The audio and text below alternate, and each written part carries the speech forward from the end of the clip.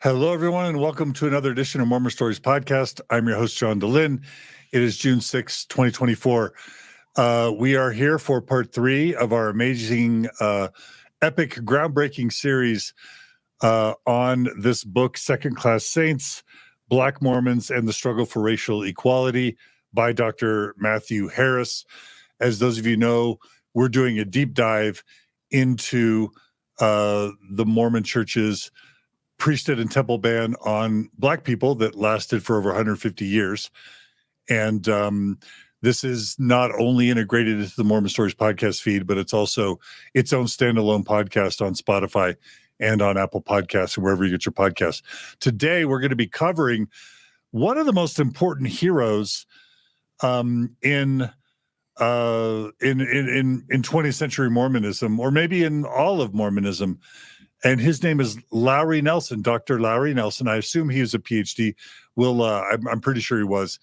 But this is a man who stood up for black members of the church, even spoke out against the priesthood ban in the 1940s and 50s, and had not only a public debate with another BYU professor in a national magazine, but also had several exchanges with the Mormon Church First Presidency.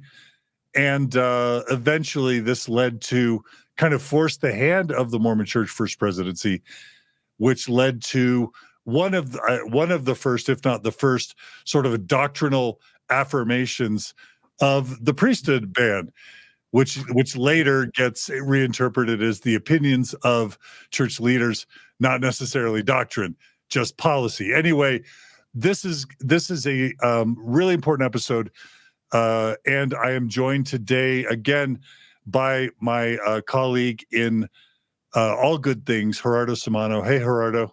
Hi, John. Thanks for joining.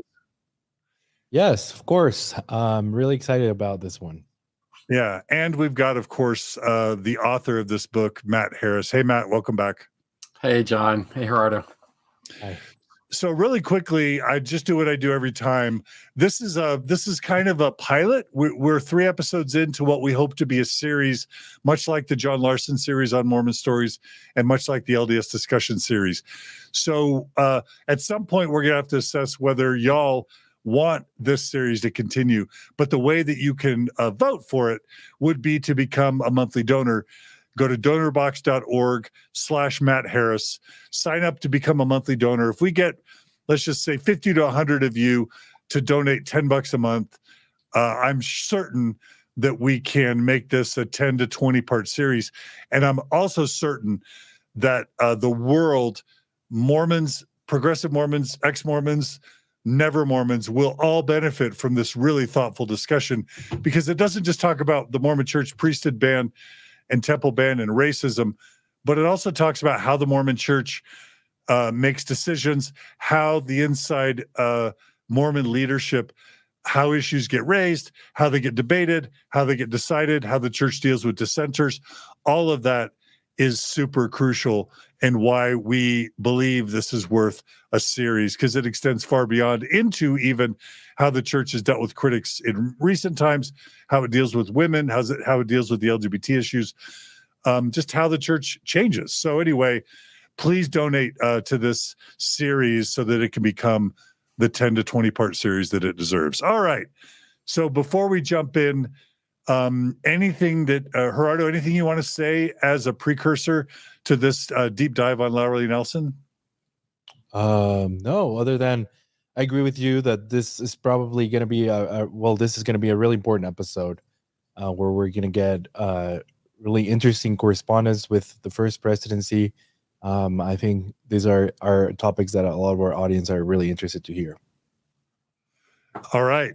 So Matt, we debated whether or not to start by doing a deep dive into the scriptural bases, basically the main Mormon scriptures in Book of Moses and Book of Abraham and the Book of Mormon that were used to kind of justify the priesthood ban by some general authorities. We decided we're going to hold that analysis for a future episode dealing with Apostle Adam Benyon and Lowell Benyon.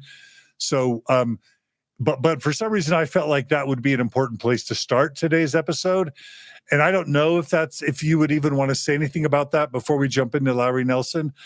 But where do you think we should begin on our discussion of Lowry Nelson?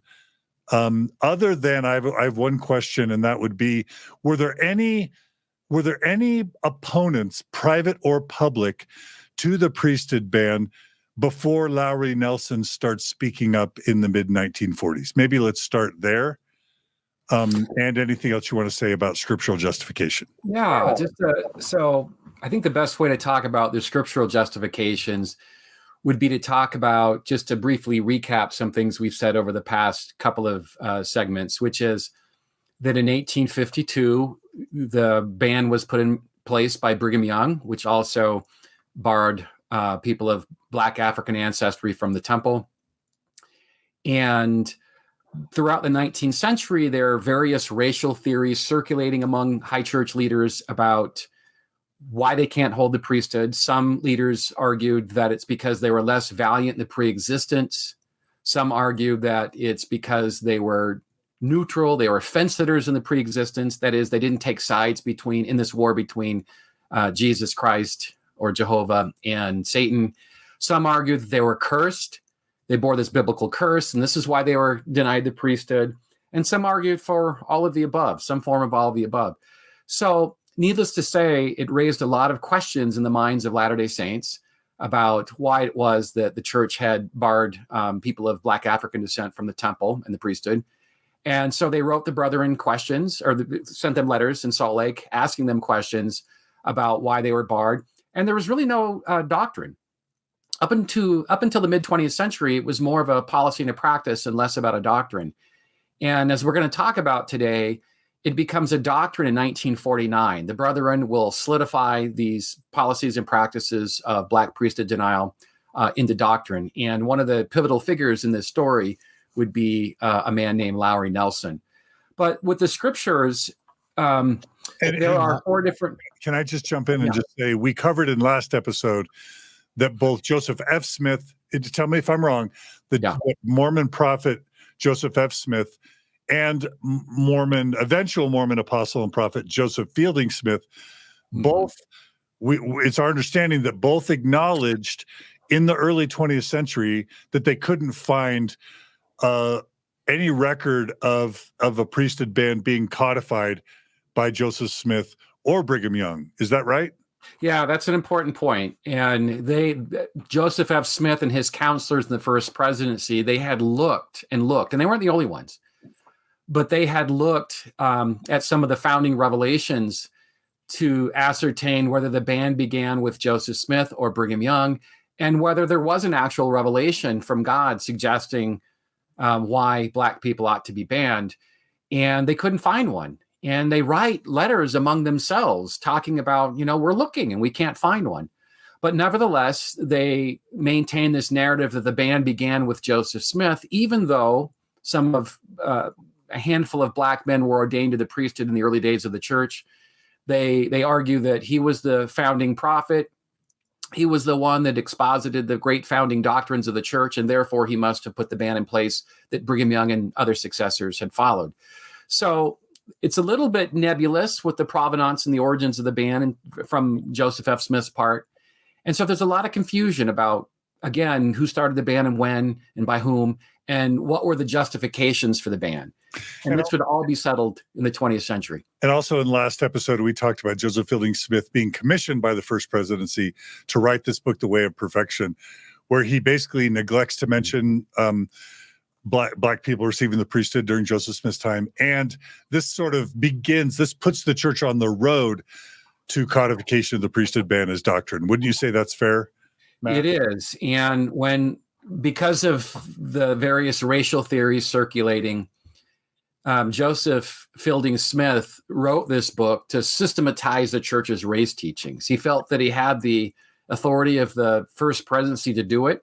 And the book is not just about Black people in the priesthood, but certainly those are the most aggressive chapters in the entire book, chapters 15 and 16, in which he articulates a new systematic theology, trying to understand how Black people fit into the plan of salvation, why they were cursed, and what it would take to remove that curse. And so the chapters are really, really explicit. And we also talked about last hour that the Brethren, by the mid-20th century, they recognize that this book is controversial. And when they translate it into Portuguese in particular, they remove chapters 15 and 16 because they don't want Brazilian and Portuguese Latter-day Saints to read these offensive chapters. Okay. Even though they didn't remove it from the English version for decades, right? It was, as far as I know, it was never removed from the English versions up until so it was published in 1931, went through, I think, 17 different reprintings over the years. And I checked with my good friend, sad to say, the late, great Kurt Bench, who owned a wonderful bookstore in Salt Lake called Benchmark Books. His son now runs it. But anyway, Kurt used to work for Desert Book, and I asked Kurt, I said, the Way to Perfection just seems to have disappeared. When did it happen? And I had an idea when it happened, but I wasn't quite sure. And so Kurt looked at some old catalogs from Desert Book that he had at Benchmark. And Kurt speculated that it was removed from Desert Book shelves sometime in 1989 and 1990, when the church was starting to expand globally and calling its first Black general authority and so forth.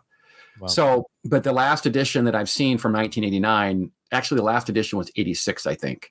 They removed it in 89. But anyway, it had 15 and 16 in there.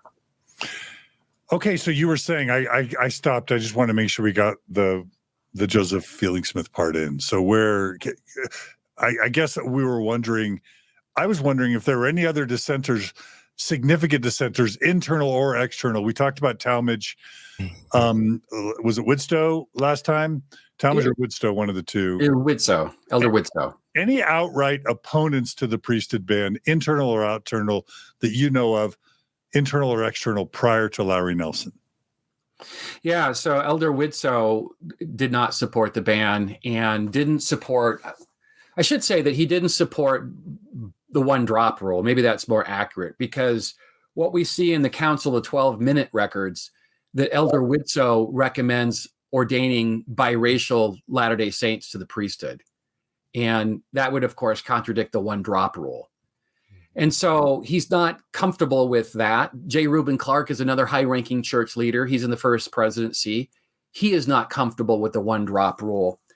And just to remind your listeners, the one drop rule means that if you have 100 people in your ancestral line and one of them has ties to Africa, just one out of the 100, you would be deemed cursed. You would be denied the priesthood and access to the temple.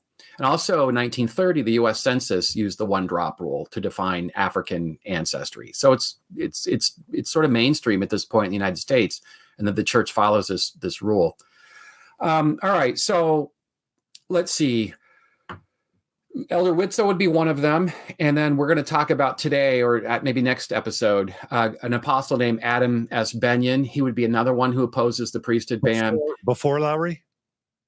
Well, hard to say, but certainly around the time of the 1940s, that Elder Benyon has reservations about it. And David O. McKay, who's an apostle, and he would go on to become the LDS Church president from 1952 to 1970. But when he was an apostle, Elder McKay is starting to have some grumblings within. And I think it's really important to contrast something for a quick moment. And that is, just because Elder Benyon, Elder Widstow, and Elder McKay have reservations about the ban and the one drop rule and so forth, it doesn't mean that they're really, really pressing the issue. These guys are consensus figures. They're not activists. And we'll see that change later on in the late 1950s and 60s when Hugh B. Brown comes into the First Presidency. He not only rejects the priesthood ban, but he spends every minute of the day, figuratively speaking, trying to end it. And he does so in ways that Latter-day Saints couldn't even imagine today. So a few people mid-century, Marion D. Hanks, who was called in as a general authority in, I think, 46 or 47, he does not support the ban, but he's a lower-ranking general authority. He doesn't have the clout of the 12. But I guess the important point here is that most of the apostles will follow Joseph Fielding Smith and his hardline views. Okay. Okay, so definitely no like agitators. Let's just say Lowry Nelson might be the first known real agitator against the priesthood ban, right? Confrontational activist agitator. There's no question about it. He's Okay. yes. All right. Okay, let's keep going. All right. So, well, let's talk about with the Mormon racial theories and teachings in flux by the mid 20th century, with members being confused about, were they less valiant? Were they neutral? All of that stuff. This all comes to a head in 1947 when a Mormon academic named Lowry Nelson, should give you his biography. He was born in the late 19th century in a little small town in Utah called Ferron, Ferron, and grew up in an Orthodox Mormon home. And he went to Utah State Agricultural College, where he graduated, went on to do PhD work in sociology at the University of Wisconsin in the 1920s. And in his academic career, he taught at BYU for a short stint. He taught at Utah State, what would become Utah State. And he spent the bulk of his career at the University of Minnesota teaching sociology. And he retired in, I think, 1958. He also spent some time, brief stints in between his academic work, working for the New Deal, the Franklin Delano Roosevelt administration, working in agricultural affairs. And so his specialty is sociology, and particularly Cuba. And so doing his field work over the years, he spent a lot of time in Cuba. So he knew this island well. He knew the population well. He knew that it was biracial. He knew that it was it was a long-standing slave colony. It produced sugar. And so he knew that it had a long history of race mixing. And so in 1947, Lowry Nelson, Professor Nelson, received a letter from an old friend of his named Heber Meeks. And Heber Meeks, they grew up together, and I think they knew each other in college as well. But Heber Meeks, he was the president of the Southern States Mission at the time in the 1940s. And out of the blue, I don't think he had talked to Lowry in a long time, but out of the blue, he wrote Lowry a letter and he said, "Hey, the brethren have asked me to gauge the feasibility of expanding our mission into Cuba." So he's in the Southern States Mission with the Southern United States, but the brethren wanted to add Cuba on as part of his responsibility. And so he was tasked by the First Presidency to look into sending missionaries to Cuba. And he asked Lowry, he said, "You've been to Cuba many times. What do you think? What is the possibility of us preaching the gospel to Cubans who have a pure white blood?" Now, this is just... Can I ask a question, Matt? Yeah. So was Lowry Nelson I know he was at BYU. I hope you didn't just say this. You mentioned he was at Minnesota for a long time. Yeah. Did he become a BYU teacher after Minnesota? Yeah. Thanks for the question. I neglected to say something critical, which is he leaves BYU under a cloud of controversy because he is unorthodox. But is that before Minnesota or after? This is before. Okay, so he's at BYU before Minnesota. He's at BYU before he's in Minnesota. Tell us about that. And so this is really interesting because at BYU, he teaches for a short period. He knows the authorities. He meets John A. Widsoe, the apostle that we talked about a moment ago, who doesn't support the ban, or at least the one drop rule. So he becomes close friends with John A. Widsoe when he's on the faculty at BYU. He becomes, I don't know if they're friends, but they were certainly strongly acquainted with a man who would later go on to be the BYU president, a guy named Ernest Wilkinson. So he got to know Ernest Wilkinson when he was on the BYU faculty. Lowry was just a little bit older than Ernie Wilkinson. And in the late 1920s, Lowry Nelson had Ezra Taft Benson and Mark E. Peterson in class.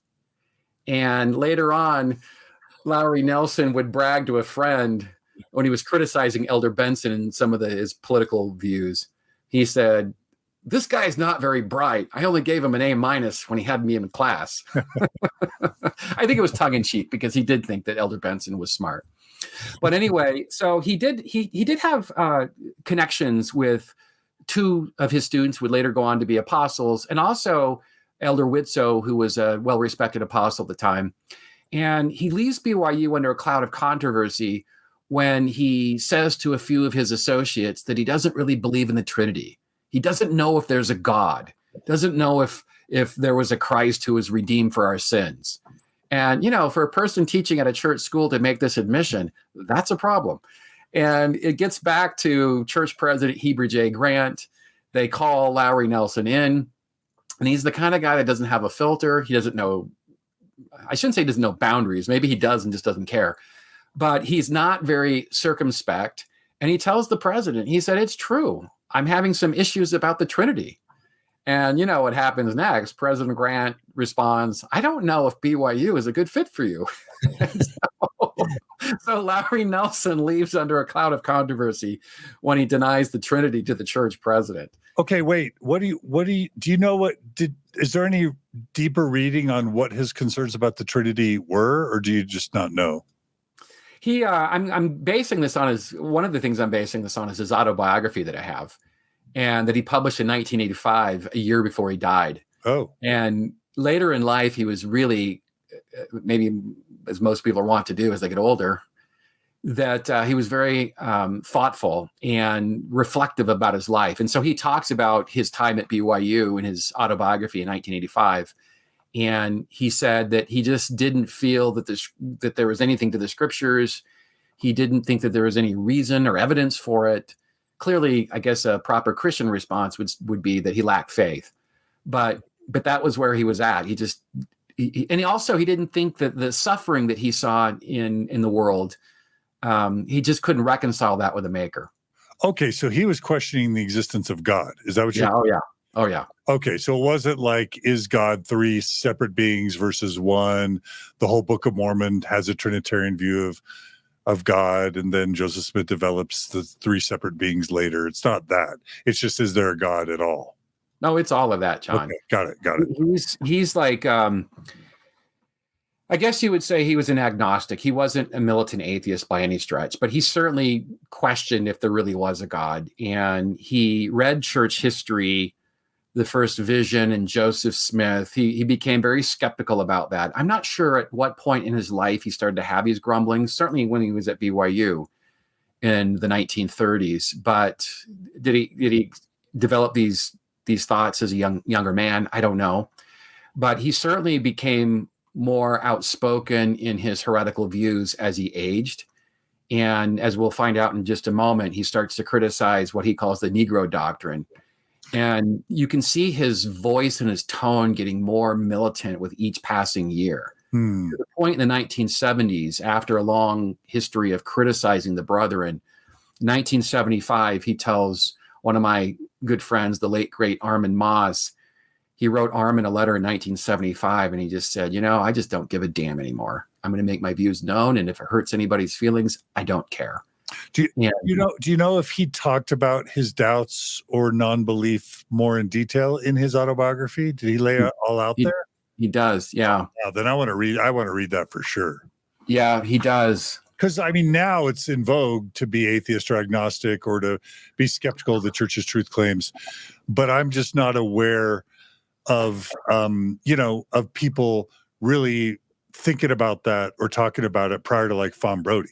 Fawn Brody comes out in 45 where she's attacking the church truth claims head on. I wasn't aware of other Mormon intellectuals doing that prior to Fawn Brody.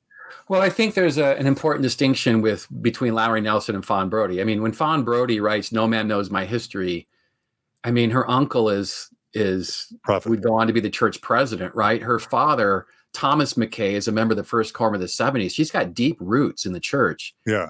And she's doing this publicly, whereas Lowry Nelson is doing it privately. That's a big difference. Right. Yeah, I just didn't know it. I just didn't know if it existed at all. I've just been wondering for quite some time. When did Mormons start becoming atheist agnostics and losing their faith entirely? I'm just curious when that started happening. Well, for Lowry, for my reading anyway, I'll stand corrected, but for my reading, it probably happens in the 1930s. That's fascinating. And I mean, can you imagine today a BYU professor, telling a few colleagues, I really don't know if there's a God. Oh, it's happening all the time. Yeah, no, I'm aware. I'm aware. I'm just saying that the people who are doing this, and I don't want to say, anything more about this really, but the people that feel this way, they're just doing it in private to a few, people that they're friends with, right? Yeah. Whereas Lowry Nelson obviously didn't know his audience. He told a few people that maybe he thought he could trust, or maybe he just never occurred to him that they may rat him out to the church president. But that's what happened. Okay. It got back to the church president. So it's likely that in 47, he doesn't really believe in the church's truth claims at all anymore, right? No, because at first, we'll talk about this, but at first his questions or his letters to the First Presidency about the priesthood ban are gentle.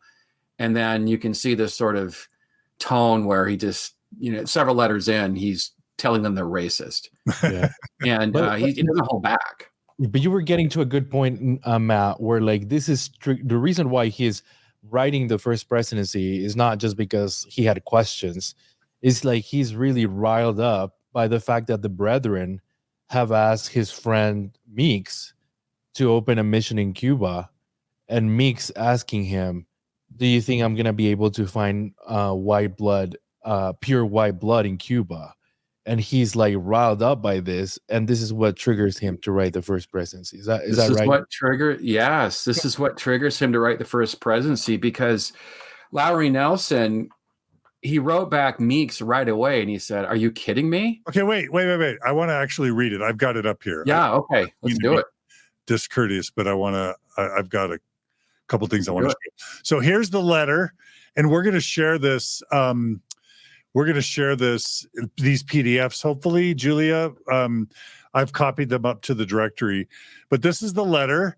Y'all can download this yourselves. It's basically Church of Jesus Christ Office of Latter-day Saints, Office of the Southern States Mission, Atlanta, Georgia, June 20th, 1947. Heber Meeks is the mission president. And it's a letter to Lowry Nelson. And I just want to read a little bit of it. He starts out, "Dear Lowry," and I visited Cuba doing missionary work, blah blah blah, Havana. I learned that you're a specialist in Cuba. And then he writes, "I would appreciate your opinion as to the advisability of doing missionary work, particularly in the rural areas of Cuba, knowing, of course, our concept of the Negro." John, can you zoom in? Just use the zoom button on Acrobat on the right, yes, bottom right side. Thank you, Gerardo. Is that better? Yeah, I can't see it. A little better. I can't see it. You stop sharing your screen. So there we go. Yeah, is that better? Great. That's great. Okay, thanks, Gerardo. Okay, so he goes on. And first of all, he's calling them the Negro, which I think is common. But then he writes on, "Are there groups of pure white blood in the rural sections, particularly in the small communities? If so, are they maintaining segregation from the Negroes? The best information we received was that in the rural communities, there was no segregation of races, and it would probably be difficult to find with any degree of certainty groups of pure white people." Okay, I'm already triggered. Then he goes on. I would also like your reaction as to what progress you think the church might be able to make in doing missionary work in Cuba, in view of, particularly in the rural section, the ignorance and superstition of the people, and their being so steeped in Catholicism. Do you think our message would have any appeal to them? So I could go on, but I'd love to hear your reactions to Gerardo or Matt, your reactions to this letter and what he's trying to do here. Go ahead, Gerardo. Well, he's definitely a believer in this one drop rule, right? So that's why he's talking about the pure white blood. And asking if he's going to be able to find white pure blood people to baptize in Cuba. This is a bit of, what is it called when you presentism, when you basically apply present sensibilities to the past. But this idea of a top Mormon leader saying we got to find the white we got to find the pure white people. He literally says pure white people. Like, that's just blowing up my modern sensibilities, Matt. I mean, the church's policy about Black and biracial people with their missionaries was simple. We don't go to them, they come to us. And what that means is we don't specifically seek them out to proselytize because of the complications of the church's race teachings. But if they come to us and they know the restrictions, they know the theology, and they're still okay with that, we'll baptize them, we'll give them a patriarchal blessing. But that's really about as to the extent to which they can participate in the church. And so they're not, this is a classic example of when Meeks says, you know, dear Lowry, what do you think about Cuba? You've been there. He's not saying we're going to teach Black and biracial people. What he's trying to say is there a segregated part on the island that we can go to and talk to the people with pure white blood? This is the same thing they do in Brazil as well. When they go into this, biracial country, we'll talk about Brazil the next episode at length, but they go into southern Brazil because that's where the German people reside. And their ethnic origins are certain in southern Brazil. Whereas in northern Brazil, stay away from northern Brazil because Afro-Brazilians are known to live in northern Brazil. So they're really targeting white people in Black and biracial countries. And this is what's so challenging about this question is really born out of ignorance because Cuba, I mean, it's absolutely impossible to detect who's got pure white blood when you have this island that has a history of interracial marriage. Okay. And don't forget that we talked about last episode that there's this idea of pure white blood is a fallacy. It's not true. It doesn't exist. Everyone has some kind of Black African ancestry in them. Is that right, Matt? Yeah, that's correct. Not just Black, but also Neanderthal. I mean, it's right. Yeah. Okay, so Lowry gets this question from a mission president about Cuba. What happened? Yeah. And Lowry he's just it catches him off guard. And by this point, he's drifted away from the church a little bit. And of course, I don't think Heber Meeks knows this. And he writes Meeks back and he says, this is just absurd for a couple of reasons. Number one, it's absurd because there's no such thing as a pure white blood. This is an island with a long history of race mixing. And number two, these people are my friends. This is offensive to think that we can go in there and target certain groups of people and not others for salvation. And so Lowry Nelson's bothered by that. And in the midst of all of this, Heber Meeks will present a report to the First Presidency. And I've got it right here. It's called... oh, wow. Yeah. Submits a report to the First Presidency. It's called Report of Visit to Cuba. And he lays out a whole demographic about the population there. And I'll just read a couple of things from this report that is interesting. So he's got one segment that says why we should stay out of Cuba. Unfavorable factors, he calls it. The first one is possible restrictions against the church in introducing a doctrine of race superiority into an existing condition of race equality.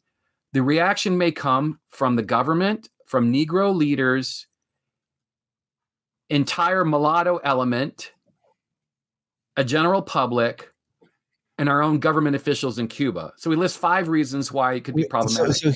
So he's admitting that the Mormon church has a doctrine of white superiority. Yeah, race right? Superiority, he calls it. And he put that in quotes. Correct. He also says that there's another factor, the difficulty of determining Negro blood in large part of the population. And of course, he's influenced by Lowry Nelson here. The commingling of the races have been going on for many years. Again, Lowry Nelson. And no adequate records are kept by which color can be determined. And then a couple of more things. He says that the sins of the people mixing white and colored blood through marriage have denied them the blessings of the gospel. And then the last thing he says is they are of Latin blood, meaning Cubans. They are of Latin blood, and if opposition arises, local or general, it would be swift, intense, and ruthless. And then he also gives a rationale. I won't read them all, but he gives a rationale about why they should go into Cuba. He says that we need to carry the gospel to every kindred nation, tongue, and people. He said that there are at least 1 million people on this island who are preserving their racial purity, that are entitled to all the blessings of the gospel. I'm not certain where he gets 1 million people preserving their racial purity, but that's what he says. There is a great need for the gospel, the program of the church, among the white people. And he says the white element would be responsive to the progress of the church. So he makes it very clear that if we do go in there, it's the white people that need salvation. He doesn't seem to bother with people of African descent. And who is that again you were reading from? That's the report that Heber Meeks sends to the First Presidency about the pros and cons of going into Cuba. Can I read really quickly some from Lowry's response back to Meeks? Because I think it's really interesting. Yeah, please. Okay. And just so people know, this is going a little bit back, right? Because Meeks would have produced that report to the First Presidency after he got his response from Lowry. So yeah, okay. That's fine. Yeah, this is 6 days later. 6 days later, Lowry Nelson writes Meeks back. Okay. And I'm just going to read just a few excerpts from it. So this is again, June 26, 1947. Dear Heber, and it's nice to hear from you after many years. I'm going to now the third paragraph. So this is Lowry Nelson talking. The attitude of the church in regard to the Negro makes me very sad. Your letter is the first intimation I have had that there was a fixed doctrine on this point. So I think that's interesting. So a prominent Mormon intellectual is saying in the mid 1940s, I didn't know the church had a fixed doctrine on this point. That's interesting, right, Matt? He grew up in the church, and for him to not know or believe that there was a fixed doctrine is challenging. Well, he didn't know it because there wasn't a fixed doctrine. Right, there wasn't. Right. Even though, the way to perfection was out there. I mean, but it's still, that wasn't perceived as doctrine up through mid 1940s, right? Correct. Okay. All right. So he's sad about that. I had always known that certain statements had been made by authorities regarding the status of the Negro, but I had never assumed that they constituted an irrevocable doctrine, which now we know doesn't exist. There's no such thing as an irrevocable doctrine. But that's interesting. I just want to point out something out. Is that a word that the First Presidency would later use on their statement? Irrevocable? Yeah. You'd have to ask Matt. I don't know. I don't know. We'll see later. I don't know. Just try to remember that word. Yeah, I just want to say I don't think there is such thing as an irrevocable doctrine in 2024. But that's a side point. Because if anything, the church changes over time. Okay. I hope no final word has been said on this matter. I must say that I've never been able to accept the idea and never shall. I do not believe that God is a racist. But if the church has taken an irrevocable stand, I would dislike to see it enter Cuba or any other island where different races live and establish missionary work. So that's a really cool point. He's saying if the church is going to be racist, then they shouldn't be doing missionary work to countries that, with people with African descent. And that's a really principled stance, right? I mean, it makes sense to me. Yeah, he just, it's implausible to find a white race, for one, and for two, it just violates any kind of sense of fairness and justice to favor certain groups of people. This is really progressive on his point, not just in the LDS Church, but also in the 20th century. I mean, this is the time of Adolf Hitler and his racial theories and racial hierarchies. This is a time of segregation. This is a time when Black people were being lynched. This is a time of gross oppression. And here you have a Latter-day Saint intellectual who was really, really pushing back on his church for promoting, racism in the larger American sphere. It's why I felt like that Lowry Nelson deserved his own episode. Let's go ahead and go to the second page now of his letter. I'm skipping down towards the end. He writes, I am talking about the white people now, The rural people are predominantly white. That is, they are as white as Mediterranean peoples are, Spanish, Italians, etc., who have been in contact with color for centuries. The Moors occupied Spain, for 7 centuries. There are no pure races. On this, anthropologists are in general agreement. Of course, this does not mean that Negro blood exists throughout the white races or vice versa. There's grave doubt, however, as to the purity of the Nordic, Mediterranean, or even the Negro, because I think our system of religious organization could serve the rural Cuban people as no other system could. I am sad to have to write you and say, for what my opinion is worth, that it would be better for the Cubans if we did not enter their island unless we are willing to revise our racial theory. And then he ends by saying, I repeat, my frankness or bluntness, as you will, is born of a fervent desire to see the causes of war rooted out of the hearts of men. What limited study I have been able to give the subject leads me to the conclusion that ethnocentrism and the smugness and intolerance which accompany it is one of the first evils to be attacked if we are to achieve the goal of peace. What a legend. This guy's a prophet as far as I'm concerned. Matt or Gerardo, and anything y'all want to say just in response to that letter? I think that's an awesome letter. Yeah. This is the first time that, arguably, it's the first time the brethren are hearing that there's no such thing as a pure white race. Anthropology doesn't support it. In our segment last hour, we talked about that in the early 20th century, there was a famous anthropologist named Franz Boas, who essentially is the founder of anthropology, teaches at Columbia University. And he and his students had produced a spate of scholarship arguing that race is a construction, that the world is full of interracial encounters. It had been that way ever since. And so Lowry Nelson, as the intellectual that he is, he's reading Franz Boas and other people making similar arguments. And so he's telling the brethren, he'll ultimately tell the brethren, not just Heber Meeks, but he'll tell the brethren that there's no such thing as a white race. For you to pretend that there is ethnocentric. And then later on, Lowell Benyon and others will follow up and let the brethren know that there's no such thing as a pure white race. So they're being told this around the mid-20th century. Okay. And if we go back a little bit, Susa Young, we talked about this before, but Susa Young Gates would have written a book already about in the Mormon community about this idea that there's not, that all the races have been mixing for as long as races have existed. Is that right? Yeah, the word she used was the lineages have been blurred. But I think the point to note from that is it goes right over their heads. They don't make that connection, and neither does Susa Young Gates either. They don't make the connection that because of these interracial encounters, there's no such thing as a pure race. Okay. So Lowry gets heated up by this question of Cuba. What happens next? Well, he decides to share his views with the First Presidency. And as one can imagine, it doesn't go over well. If you want to put that letter up, John, this might be a good time to do it. Here is June 26th, 1947. So it's the same day. It's the same day he writes back Meeks. So he writes Meeks, and on this, if I'm getting that right, it's the same day he writes George Albert Smith.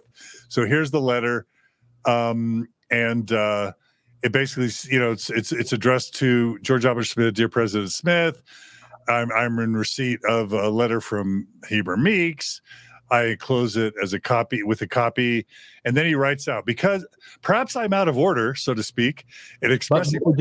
Just pointing out that he's saying he's attaching his response as well to Meeks. So the First President would have access to what he wrote to Meeks, not only to what he's writing to the First Presidency. Oh, very good, very good. Thank you. Okay, I didn't catch that. So basically, you're saying George Albert Smith is put on notice that there is no pure race at all, right? Is that what you're saying? Yeah. If you read the first paragraph that's not highlighted, he says, I'm attaching my response to Meeks here. Okay, got it. Thank you. But I want to just make sure we acknowledge the implications of that. Yeah. Okay. So George Albert Smith has put on notice that there's no pure race. He says, perhaps I'm out of order in expressing myself as I have. I've done so out of a strong conviction on the subject and with the added impression that there is no irrevocable church doctrine on this subject. I'm not unaware of statements and impressions which have been passed down, but I'd never been brought face to face with the possibility that the doctrine was finally crystallized. I devoutly hope that such crystallization has not taken place. The many good friends of mixed blood, through no fault of theirs, incidentally, unless you think the preexistence, it was their fault, which I have in the Caribbean and who know me to be a Mormon, would be shocked indeed if I were to tell them my church relegated them to an inferior status. As I told Heber, there's no doubt in my mind that our church could perform a great service in Cuba, particularly in the rural areas, but it would be far better that we not go in at all than to go in and promote racial distinction. I want you to know my feelings on this question and trust you will understand the spirit in which I say these things.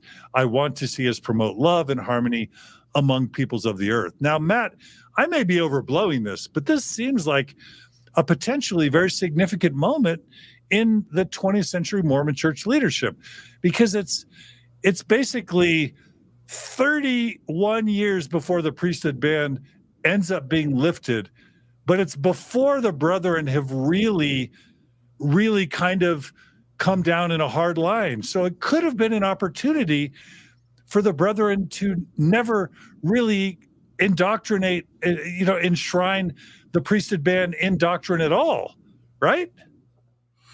Yeah, history is always predicated upon contingent moments. And what that means is that you look at the choices before you, and history would have turned out much differently if George Albert Smith, for example, said, Lowry, you make a good point. But that's not what happened. Yeah, it's not what happened. That's not what happened. And I think it's instructive here that in the First Presidency is George Albert Smith, but also J. Reuben Clark, who had been in the First Presidency since 1933. He was an enormously powerful figure. And then the second counselor was David O. McKay. And so of the three, David O. was certainly, President McKay was the one that was least inclined to be a hardliner on this view.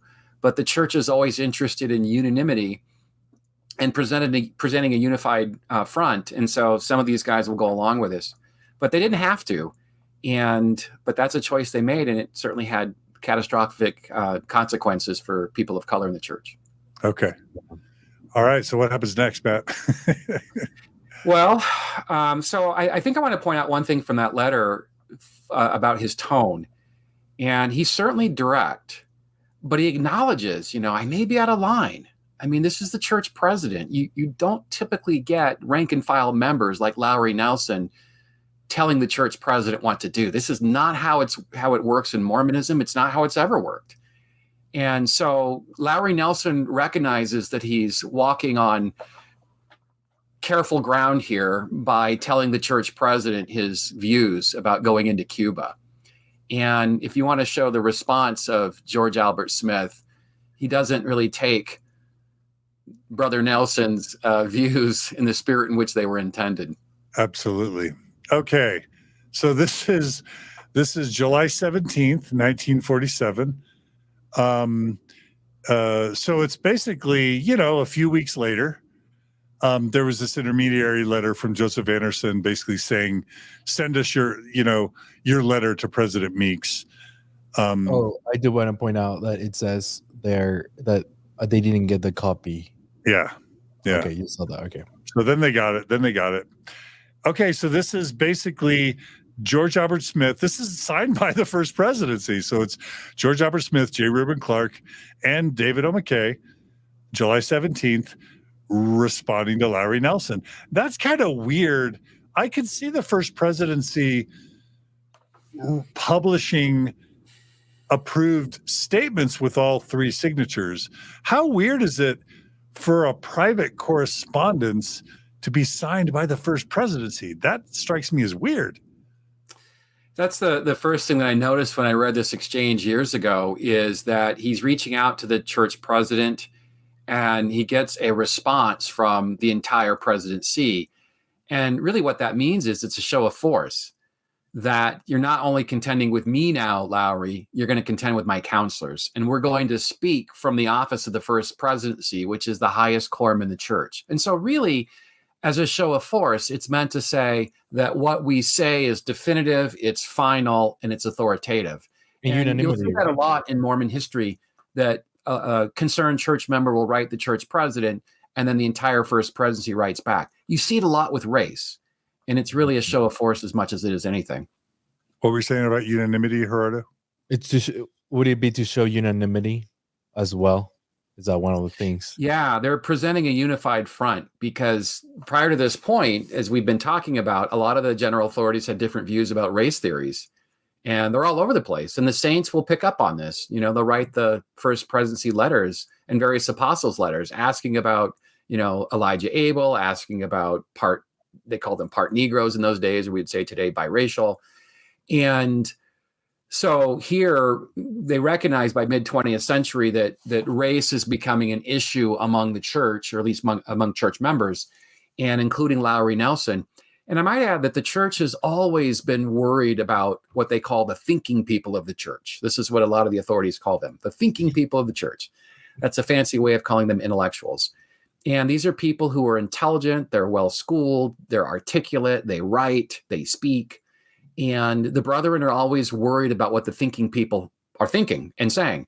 And so they're going to nip this in the bud pretty quick with Lowry Nelson. They don't want him to go off. And that's why, in my mind, in my reading, they respond as a unified presidency. Okay.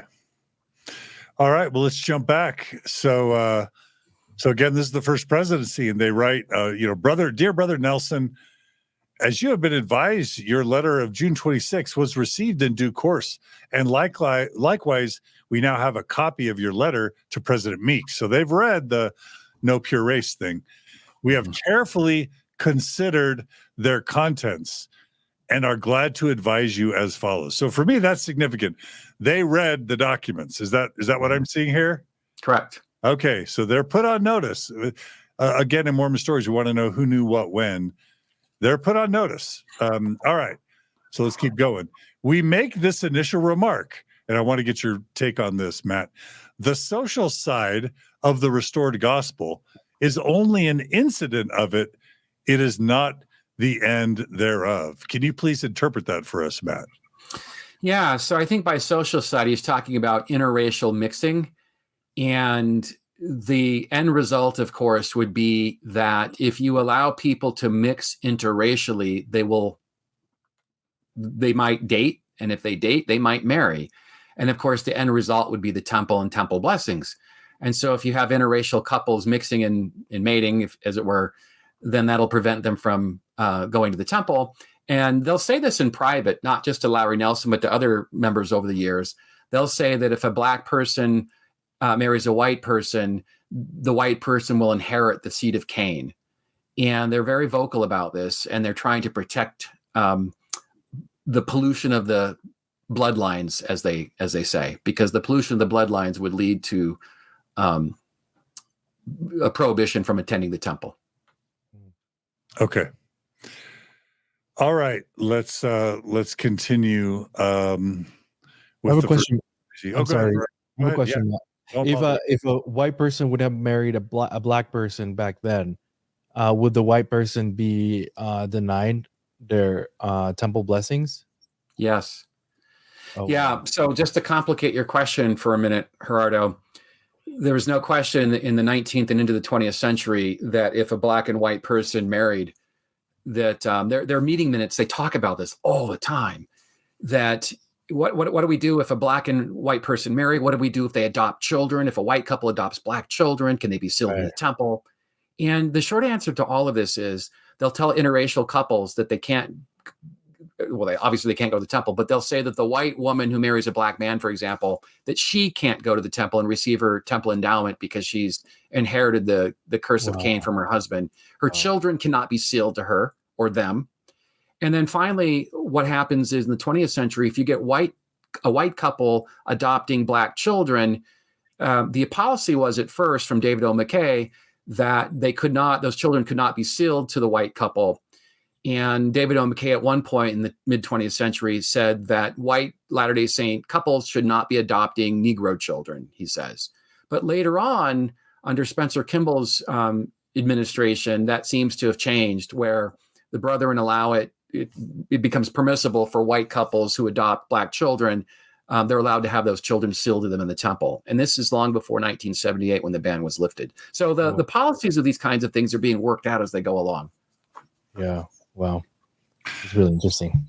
So, Matt, I'll just say that comment about the social side of the restored gospel is only an incident of it. It is not the end thereof. What I took it to mean is that the brethren are saying, you academics, you sociologists, you're going to have your opinions about how societies work.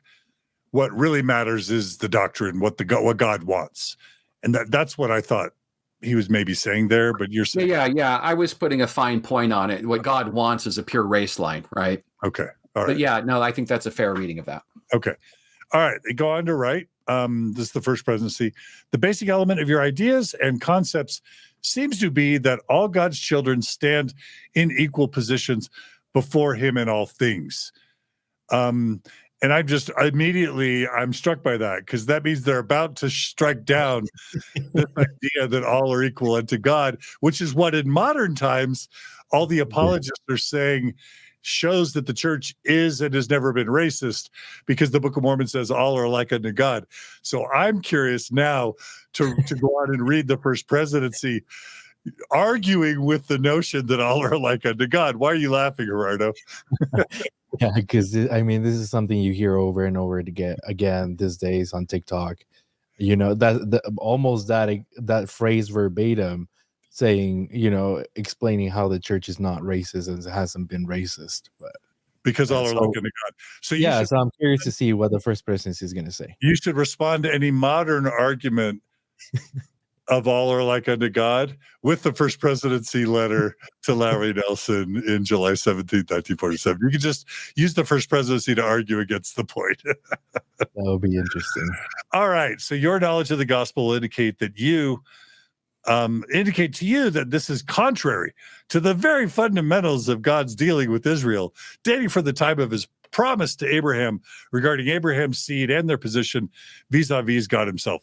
Indeed, some of God's children were assigned to superior positions before the world was formed. This was why I thought it might be useful to talk about like Abraham 3:22 and 23 as a precursor to today's episode, but we'll talk about that later.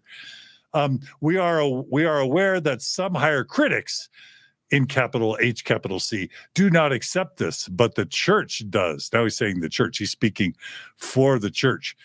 Your position seems to lose sight of the revelations of the Lord. Revelations now, okay, of the Lord, touching the preexistence of our spirits, the rebellion in heaven, and the doctrines that are birthed into this life, and the advantages under which we may be born, have a relationship in the life heretofore. So there they are. They're throwing down the preexistence, and that preexistence valiance affects race in modern times. Am I right? They're throwing that down right there. Yeah, they're appealing to Abraham chapter 3 as their proof text, and something is going on in the preexistence, and that would merit a black skin, that would merit somebody to be born in an impoverished country, to merit privilege. It's not just a penalty or a punishment, but also people who were born into, let's say, a middle class, upper middle class home. They did something in the preexistence to merit that. And so the brethren are creating this theology that gets worked out in the 20th century, trying to understand why there are privileged or punished people, and they hearken to the preexistent life to do that. And this is a classic case of the First Presidency writing back to this skeptical LDS intellectual saying, look, you can't argue with the doctrine. This is what the Book of Abraham says.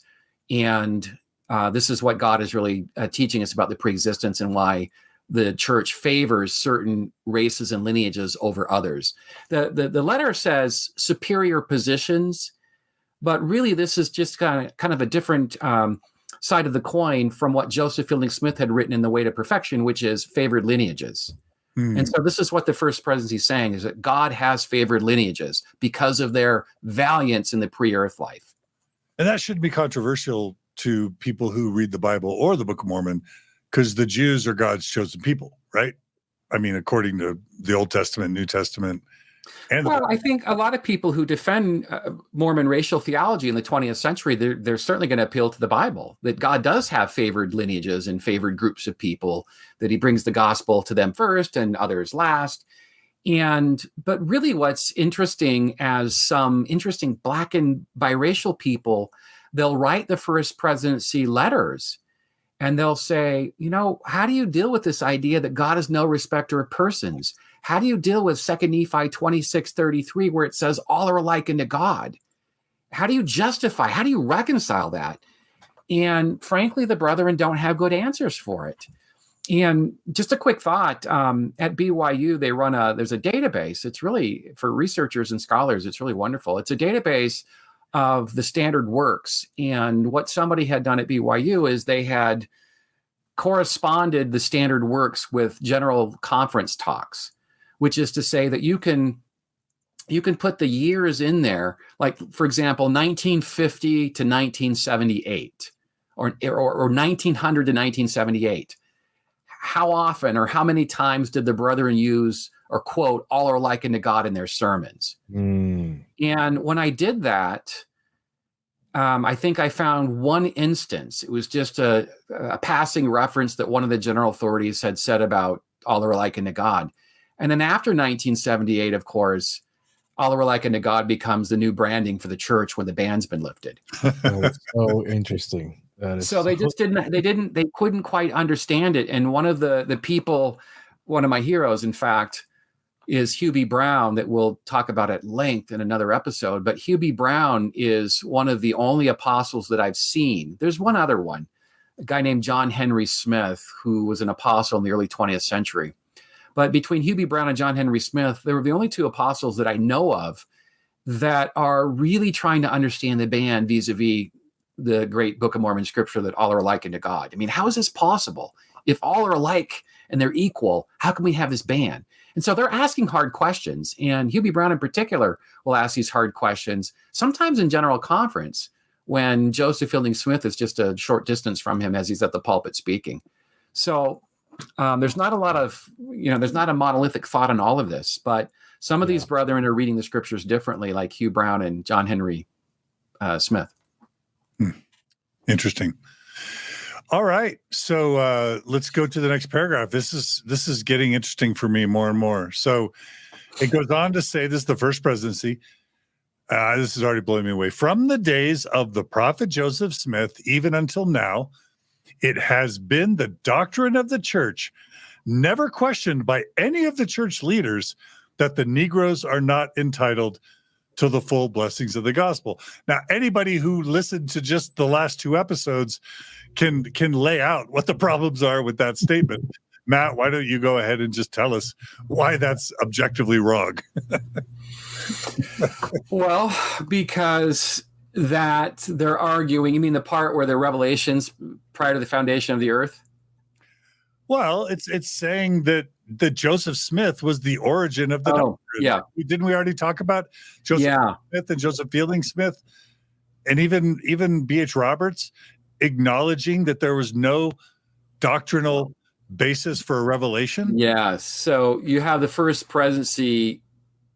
They're aware that there's no revelation they found, but they're now exercising their dogmatic opinions. And they're throwing down the dogmatic gauntlet on Lowry Nelson, saying there is a revelation. It's a commandment from the God, when the truth is they didn't find one. And I don't know if George Albert Smith, to be honest, if he knew what Joseph F. Smith believed, that because Joseph F. Smith, we have letters where he says there's no revelation we could find, but I believe it began with Joseph Smith, the band. But we also have Joseph Fielding Smith, right? Saying Joseph Fielding Smith as well knew that there wasn't an exact revelation. And he was asked that. I've got a diary entry from William Grant Bangerter, who was the mission president in Brazil in 1960. And Joseph Fielding Smith had visited his mission and, does what most apostles do. They give a short message to the missionaries at his own conference. And then afterwards, they open it up for Q&A. And Grant Bangerter, the mission president, writes about this in his diary. He says that my missionaries asked President Smith a whole bunch of questions about the Negro doctrine. One missionary perturbed him when he was adamant. He wanted to know where the revelation was denying black men the priesthood. And, Smith knew there wasn't one. And so he had a hard time, telling this elder, take it on faith.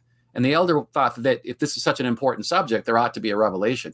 So Joseph Fielding knew it. Likely George Albert Smith knew it. But this is the response to Lowry Nelson. They're really trying to flex their muscles now to let them know that, look, this is a policy, and this is, we haven't made it a doctrine yet, but this is a practice that's not going to go away anytime soon. And obviously Lowry Nelson won't take this as the final matter. Yeah, because that becomes, once the church is writing the gospel topics essays in the 2010s, let's just say, you would hear people like Richard Bushman or others say, the Brethren just didn't know any of this stuff. And so the church was never really hiding things from the membership. They just, the apostles never learned it. Well, what this is showing us is for sure, Joseph F. Smith knew. Joseph Fielding Smith, who later becomes a prophet, he knew. And so the question is, did Heber J. Grant and or George Albert Smith know? And if Joseph F. Smith did, how in the world did Heber J. Grant and George Albert Smith not? Or was there some way to change the narrative to keep it from subsequent apostles? Because the other problem in that paragraph is when they say Joseph Smith was the origin of Negroes not being entitled to the full blessings of the gospel, is what we already covered, which is that Joseph Smith ordained somewhere between 3 to 5 black men to the priesthood, and Elijah Abel got at least some of his temple blessings because he had his washings and anointings and was in the third quorum of the 70. So either they're hiding this, or somehow George Albert Smith, J. Reuben Clark, and David O. McKay didn't get the memo, but Joseph F. Smith and Joseph Fielding Smith did. How do we make sense of that, Matt? Well, I think it's true today is also among today's leadership in the church is also true in the mid 20th century. And that is, these guys they're ordaining bishops, they're ordaining state patriarchs, they're involved in the church's businesses. I remember reading J. Reuben Clark's diary, and I was struck that 95% of his day was sitting on board meetings that dealt with business, nothing ecclesiastical. And so I think it would be remiss for us to say they know this stuff and they're hiding it, because I don't see that. I mean, I'm not saying sometimes they don't try to hide things or obfuscate issues, but to assume that they have this, working perfect knowledge of church history and they know the little ins and outs, I would never make that assumption, because I think that the brethren are like today and also then, they're like any number of us. Some of us know more about church history than others based on our diligence and our study.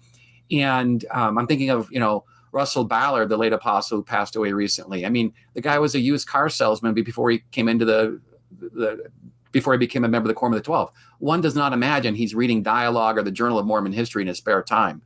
And I don't mean that as an insult. I'm just saying that he's not an academic. Jeff Hall and Dallin Oaks, on the other hand, 2 academics, 2 PhDs. Oaks is a lawyer, but former law professor. But, they were known to read scholarship. They were associated with Mormon academic journals. And so I think the same is true here. The people that were really cerebral and who were well-versed or tried to be well-versed in Mormon history would be people like John Widtsoe. He was trained in chemistry, but he had a magnificent Mormon history library. James Talmage, one of his colleagues in the Quorum of the 12, he was also reading stuff. B.H. Roberts was reading stuff. Joseph Fielding Smith would spot read. And he was a church historian, so he had access to certain documents. But a whole bunch of the other apostles, I'm thinking of a guy named Charles Callister, who spent, I think, 2 decades as an apostle presiding over the Southern States Mission. I mean, he's dealing with 19 and 20-year-olds. He's not really having time at night under a candlelight to go read church history as he's, perched in the South at the mission home. So I don't know if these guys, I have no evidence, and I'm a historian, I work from evidence. There is absolutely no evidence to suggest that the brethren knew that there was more than one black person ordained to the priesthood, except for Elijah Abel. And I say that And there's one exception to that. And if you make one exception, maybe it's logical to say that other people may have known as well. But in 1954, when Reuben Clark was poised to give this great civil rights address just after the Brown versus the Board decision had been made by the U.S. Supreme Court, Reuben Clark wanted to acknowledge in General Conference that there were a few colored brethren, as he put it, who held the priesthood. And when I read that unpublished talk, it was never given. President McKay didn't want him to give it. But as I read that draft of that talk, I was astonished because this was the first indication that I have that one of the top leaders knew that there was more than just Elijah Abel who held the priesthood. And to Reuben Clark's credit, wanted to acknowledge that to the church body. But I don't think there's a lot of cover up as much as just certainly leaders who were uninformed about the church's history. But David O. McKay is signing this letter that we're reading right now. His name's on it. Yeah, let's cut to the chase here. And that is, most of these letters in the 20th century are written by Reuben Clark. George Albert Smith has a long history of, he's had mental breakdowns for at least 3 decades. And he's got a nerve condition, and he writes in his diary, "My nerves are shot. I could barely function today." And in my book, I've got a little footnote where I just give one episode of his nerves being shot. But I was struck when I read George Albert Smith's diary of how many mental breakdowns the guy has. He's just really, with all due respect, he's having a rough time with his mental health. And so, it's not likely that he's writing this letter. And because most of the tough letters that come into the office of the First Presidency are turned over to Reuben Clark. And let me say a quick word about Reuben Clark, because he's really one of the most influential church leaders in the 20th century. And most Latter-day Saints today know very little about him. But Reuben Clark was trained in the law. He went to Columbia University at the turn of the century. And his mentor and benefactor was James Talmage, who was the former president of the University of Utah. And Talmage, of course, would go on to be a high-ranking church apostle. But Talmage mentored Reuben Clark, recognized his brilliance, and saw to it that he was able to further his education at Columbia Law School. And so Reuben Clark is a brilliant man and makes his mark at Columbia, goes to work for the United States government in the State Department, works in the Woodrow Wilson administration, becomes an ambassador to Mexico. And when he's in Washington, D.C. doing his government work, he's not active in the church. And he doesn't go to church, hasn't been to the temple. The temple he was sealed in the temple, but doesn't bother to go with his wife. The emphasis on temple attendance and doing regular endowment sessions didn't hold up then like it holds up today. The church leaders emphasize that today, but not so in those days. But nonetheless, it was still unusual to not go to church and to not go to the temple, however infrequent. So anyway, he wasn't active, and Heber J. Grant called him into the Quorum of the 12 in 1933, even though he wasn't active, and because they wanted his skills. He was a smart man. He had government connections, and President Grant wanted the church to expand into Mexico. And who better to help do that than the ambassador to Mexico? So Reuben Clark gets called into the First Presidency, and you can imagine that this is a young guy who's not been active, and he gets ordained an apostle, but he's not given a position in the Quorum of the 12. And so he vaults over the other apostles and goes to the highest quorum in church leadership. And you can imagine that some of the existing apostles are a little put off by this because, they put in their time, right? They've done the heavy lifting, they've done the hard work, and all of a sudden this outsider gets elevated over them in the church hierarchy. So there is some jealousy. We'll see this later on with Hugh Brown too. But he cuts his mark pretty quick. He's the guy, he's not a very good speaker, and he's not charismatic like David O. McKay, the other counselor in the First Presidency. And so David O. McKay becomes sort of the face of the operation to the saints. He's handsome, he's charming, he's articulate, but Reuben Clark is the guy behind the scenes making the policy, if you will. Okay. Yeah. So he's the guy writing all of the First Presidency, most of the First Presidency responses. When people ask hard questions, they turn to Reuben Clark, they have him do it. This statement here, John, in my mind, I can't prove this, but in my mind's eye, it's just simply George Albert Smith, his health is not well. they turn to Reuben Clark. Hey, you answer this Lowry guy. He's an intellectual. You're an intellectual. Write him back. We'll put our name to it. And that's what I see happening. But we went down that road about J. Reuben Clark because I asked you the question: if you acknowledge that David O. McKay knew that Joseph Smith had given the priesthood to other black men, and David O. McKay's on this letter, which means that he would have allowed it to go out, you were implying that maybe he didn't read it. But that would, so do you? No, not necessarily. I mean, it's possible that he didn't read it, but I think David O. McKay was a placater. And he was not a guy. I have a friend who's a good scholar of David O. McKay, and my friend makes the comment that McKay could tell somebody, a liberal Mormon like Sterling McMurrin or Lowry Nelson one thing on Monday, and then tell a church education system employee another thing on Tuesday. He was always trying to please people. And so it's possible in my mind that Reuben Clark went to him and said, look, we've got this challenging question from this disgruntled Latter-day Saint intellectual. I'm going to write this statement. Here it is. Just sign it. If you want to read it, fine, but sign it. We need to be unified as a presidency. And I think that's very likely that could happen. What I was also wondering is it likely that one of them could send out a letter signed by all of them that all of them didn't all read? Possible, John. I think that David O. McKay was attentive to details. I mean, it's only a couple of paragraphs. So, okay. It's likely that he probably read the letter, but George Albert Smith is by his presidency, he's not doing well mentally. Okay. So Reuben Clark's running the church. Well, my point is this would be deceptive to say that Joseph Smith was the origin of the priesthood ban, because they would have known most likely that Elijah Abel and possibly others. And so that ends up being deceptive, whether it was intentional or knowing or not. I would say that, John, that actually, I don't know. It's misleading. Yeah, it certainly could be misleading, but deception tells me, or at least in my mind, deception means they know and they're trying to deceive willingly. I think really what's going on for my studies and thinking about this is that they're really trying hard to create a coherent narrative that the ban began with Joseph Smith. They're still working out Mormon theology, even into the second generation of the church. And so they're really, really fastidious about pinning the ban on Joseph Smith. And this, I'm going to jump ahead just for a quick second, if I can, for 30 seconds, that even after the ban is lifted, the general authorities are really, really careful. Even in 1978, 1979, they're really careful to make sure that church historians pin the ban on Joseph Smith, despite massive evidence to the contrary that it began with Young. And so that's what I see happening in the mid-20th century, that they're not really asking the hard questions. And we've got letters that at least Joseph Fielding Smith and maybe one other apostle that will respond to inquiring Latter-day Saints about Elijah Abel, and they'll say it was a mistake.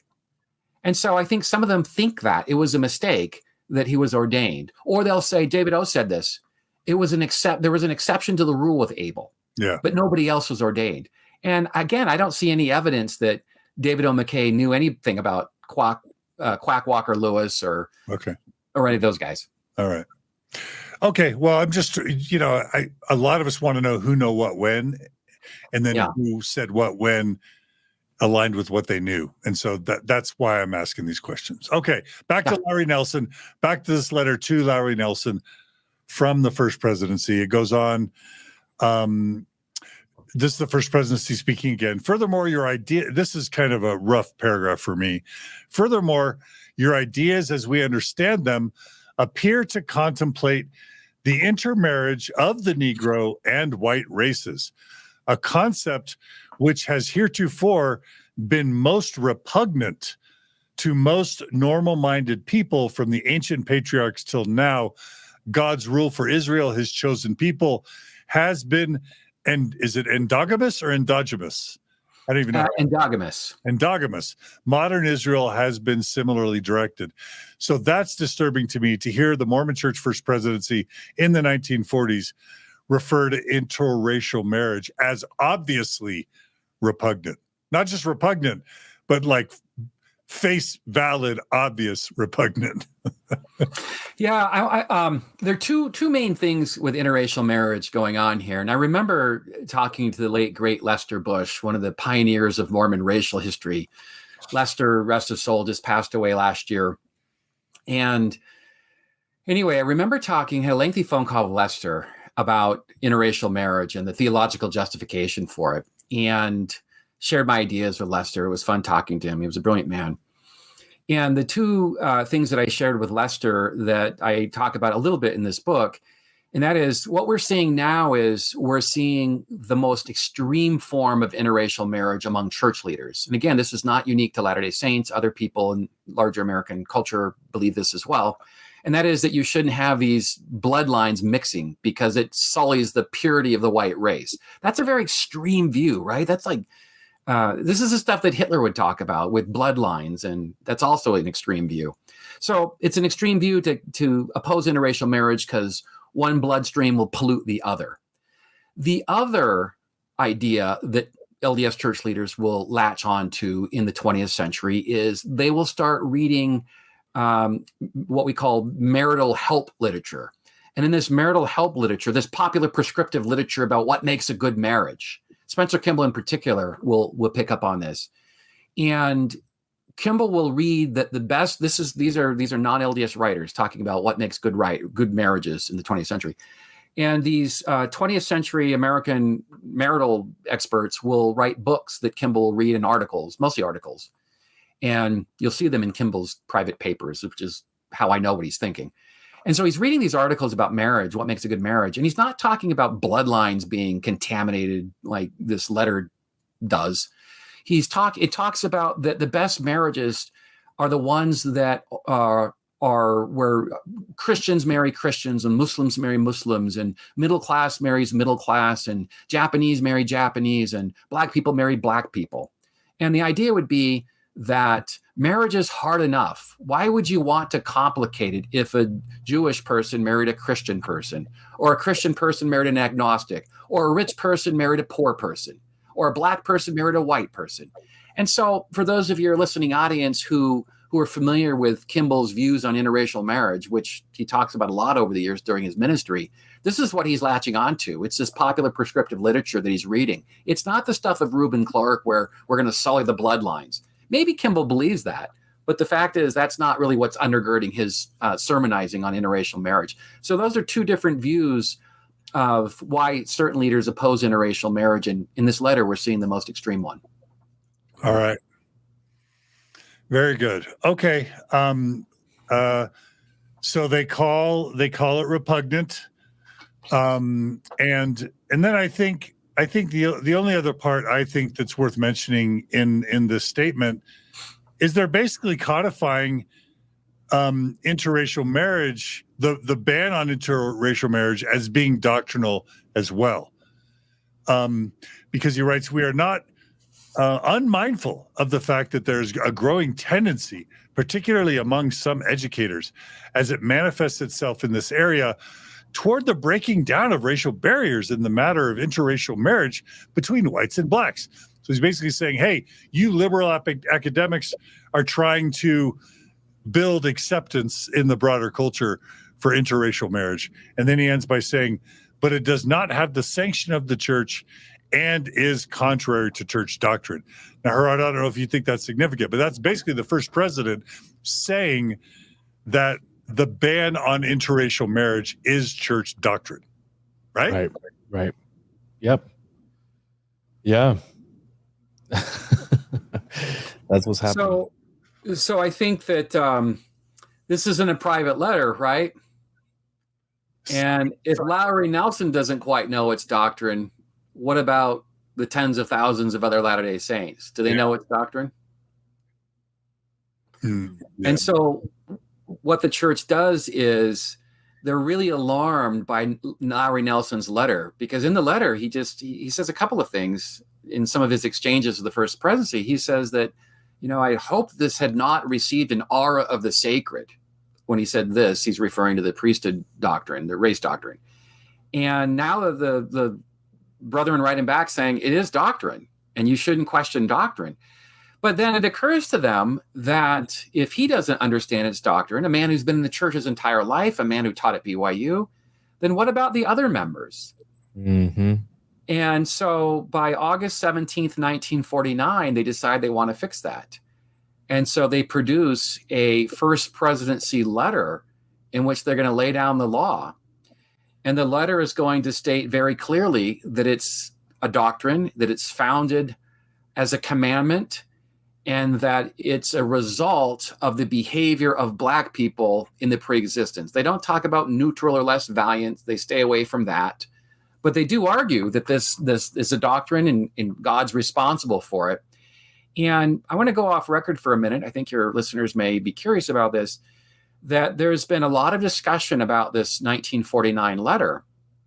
And the reason why there's a lot of discussion about it is because in the LDS Church, the office of the First Presidency, they are the ones that produce doctrine. And for Latter-day Saints, I've had to explain this a lot over the years about how doctrine works, because I think a lot of members don't understand it. And in the 19th century, when Brigham Young spoke, he would get up to sermonize behind the pulpit, and he would say, wave his finger and say, "I speak in the name of the Lord Jesus Christ. What I'm saying here today is doctrine." I'm paraphrasing, of course. And so it was just the church president declaring doctrine. But by the 20th century, the high church leadership didn't want church presidents going off by themselves and pontificating, because then you get stuff like Adam God, and you get some other tough teachings that the church would later repudiate.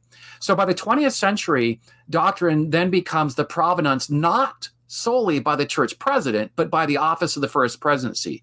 So the entire First Presidency, the prophet and his two counselors, have to agree about what doctrine is. And by the late 20th century, to add one more point to this, by the late 20th century, the church has now added another layer, and that is the quorum of the 12 apostles also have to agree. So it's now the two highest quorums of the church that agree to something, and that becomes the doctrine of the church. So it starts out just by the church president, then the 20th century it moves into the First Presidency, and then by the 21st century, it then becomes both the quorum of the 12 and the First Presidency. And so in the mid-20th century, when it was just the providence of the First Presidency declaring doctrine, this was well known to the leadership. And I want to read just something that your listeners will find interesting. This is Marion G. Romney in 1944. He was an assistant to the member of the quorum of the 12, and he gave a general conference talk. And he said something interesting. He said, quote, "Today the Lord is revealing his will to all the inhabitants of the earth, and to members of the church in particular, on the issues of this our day, through the living prophets with the First Presidency at the head. What they say as a presidency is what the Lord would say if he were here in person. This is the rock foundation of Mormonism. So I repeat again, what the presidency say as a presidency is what the Lord would say if he were here, and it is Scripture." And wow. I'd read that statement by Elder Romney a long time ago. And when I read this First Presidency statement, countering Lowry Nelson and enshrining these theories and teachings and policies and practices into doctrine, the question I had was this considered Scripture, this First Presidency statement? And I want to go off script just a quick moment. I gave a conference talk years ago at Independence, Missouri. It was at the John Whitmer Historical Association conference. It was at their church headquarters. And the Whitmer conference is comprised of all the restorationist religions and scholars who present their work. And I remember talking about race. This would have been, 2012 maybe. And I remember talking about race in my paper. And there was this man who I'd never seen or met before. And after my presentation was over, I walked out. He made a beeline for me. I remember he had this starchy button-down shirt and his little oval glasses.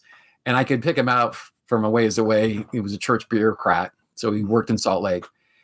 And he said to me, "I heard you say in your paper that the church teachings on race were doctrine. Where do you get that from?" And because at that point, the church was talking about it just being a teaching or an opinion of a few church leaders. So it was a branding effort that the church was trying to put out. And I said, "Where did I get it from?" I got it from the First Presidency of a statement they made in 1949. And he just looked at his glasses, straightened him for a moment, and he said, "Yeah, that's a tough one to deal with." because it's hard to argue in the 21st century that it's, the opinions of some church leaders when the First Presidency themselves declared it doctrine in 1949.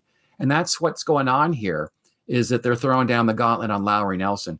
The other thing I'll share with is that the church archivists over the years have looked and looked and looked for this statement. And I think there was even some people out there, not the church archivists, but some people out there that thought that this may have even been a spurious statement, that it wasn't real because they couldn't find it. And so when I was looking in the John A. Widtsoe papers at the Utah State Historical Society, I found his copy of the First Presidency statement. And what was interesting about this is that he had typed at the top of his personal copy, he wrote, "Church doctrine regarding Negroes." And so Elder Widtsoe and also Elder Kimball, I have his personal copy of this as well from his private papers of the church archives. So Elder Widtsoe and Elder Kimball both call it church doctrine because they're recognizing something transformative here, that the church is trying to elevate its teachings into doctrine. And if you do that, if people have questions like Lowry Nelson in the future, you can simply share this copy with them and say, look, this is not something that's open for debate. This has been settled by the office of the First Presidency. Right. Sounds a lot like how members or general authorities would use other documents today, such as the family proclamation. But I don't know. That's how it sounds like to me. John, do you want to share the First Presidency statement? Because I don't think we have shared that yet. All right, perfect. Well, let me just say this really quickly before we jump to the 1949 statement. I'll just add, and this will be in the PDF that we share in the show notes that people can go through and read. I just want to highly recommend that people go to the PDF, because after the First Presidency responds to Lowry Nelson, almost doubling down in that July 17th, 1947 letter, Lowry Nelson responds with an October 8th, 1947 letter that's 3 pages long. That's sort of just this brilliant response as a professional, as a sociologist, not only sharing his expertise as a sociologist, where he talks about the development of cultures, how organizations tend to resist change. He talks about ethnocentrism and in-group and out-group dynamics and how that likely has influenced both religion and the church over time.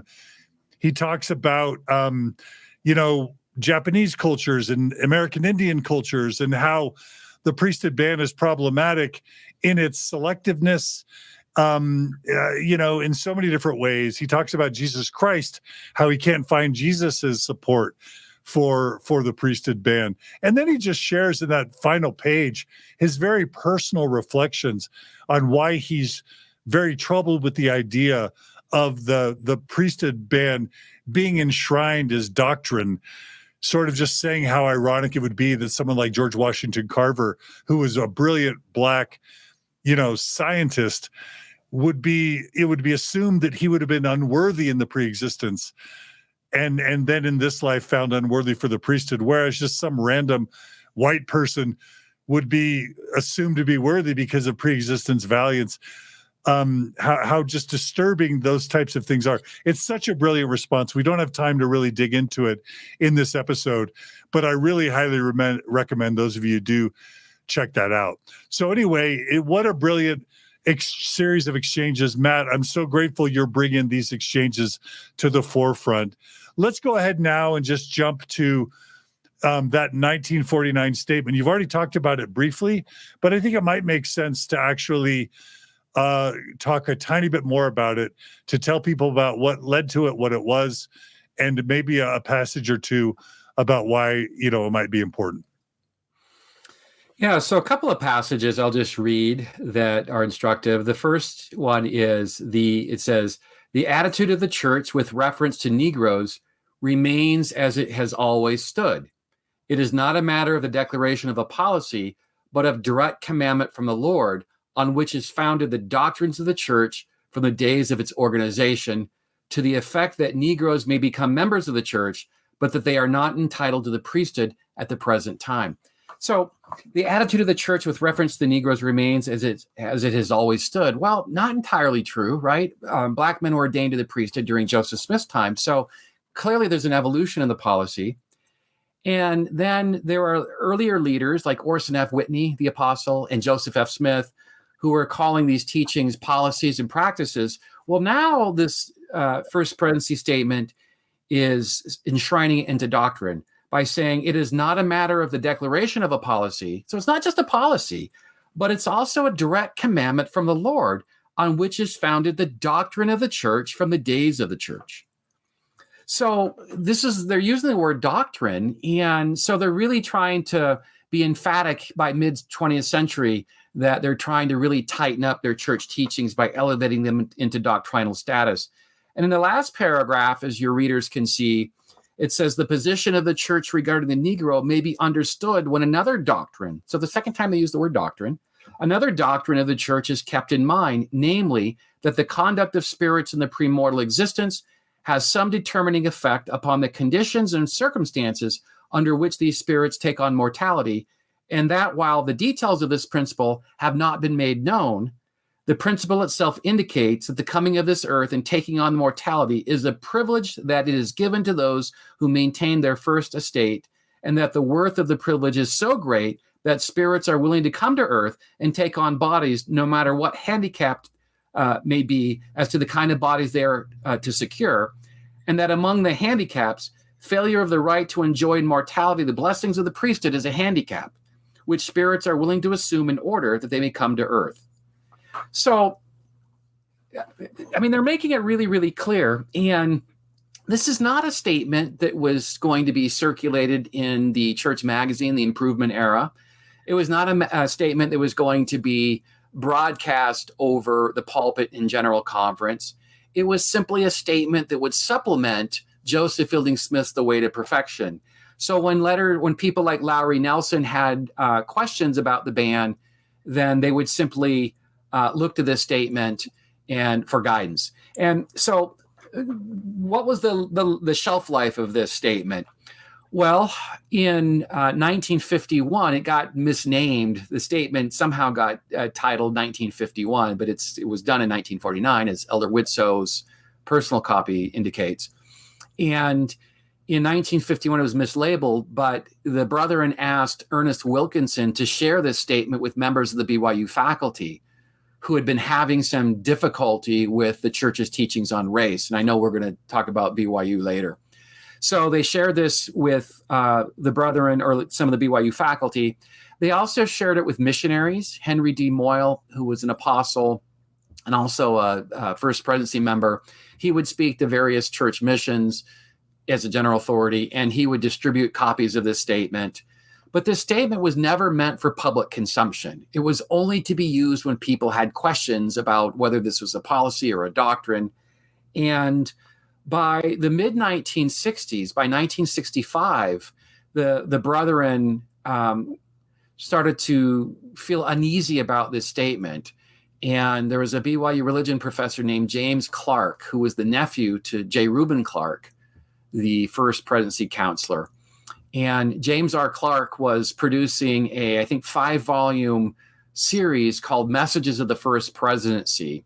He started in, I think, 65 or early 60s, and the last volume was published in 75. And James Clark wanted to publish some of the seminal First Presidency statements of the 19th and 20th century. And so he went to his nephew, Reuben Clark, and he talked to Joseph Fielding Smith. And he wanted to include some messages on First Presidency statements on polygamy. He also wanted to include the 1949 First Presidency statement on race. And Joseph Fielding Smith told him, let's not do this. This is not wise to include controversial statements like the 49 one and also ones on polygamy.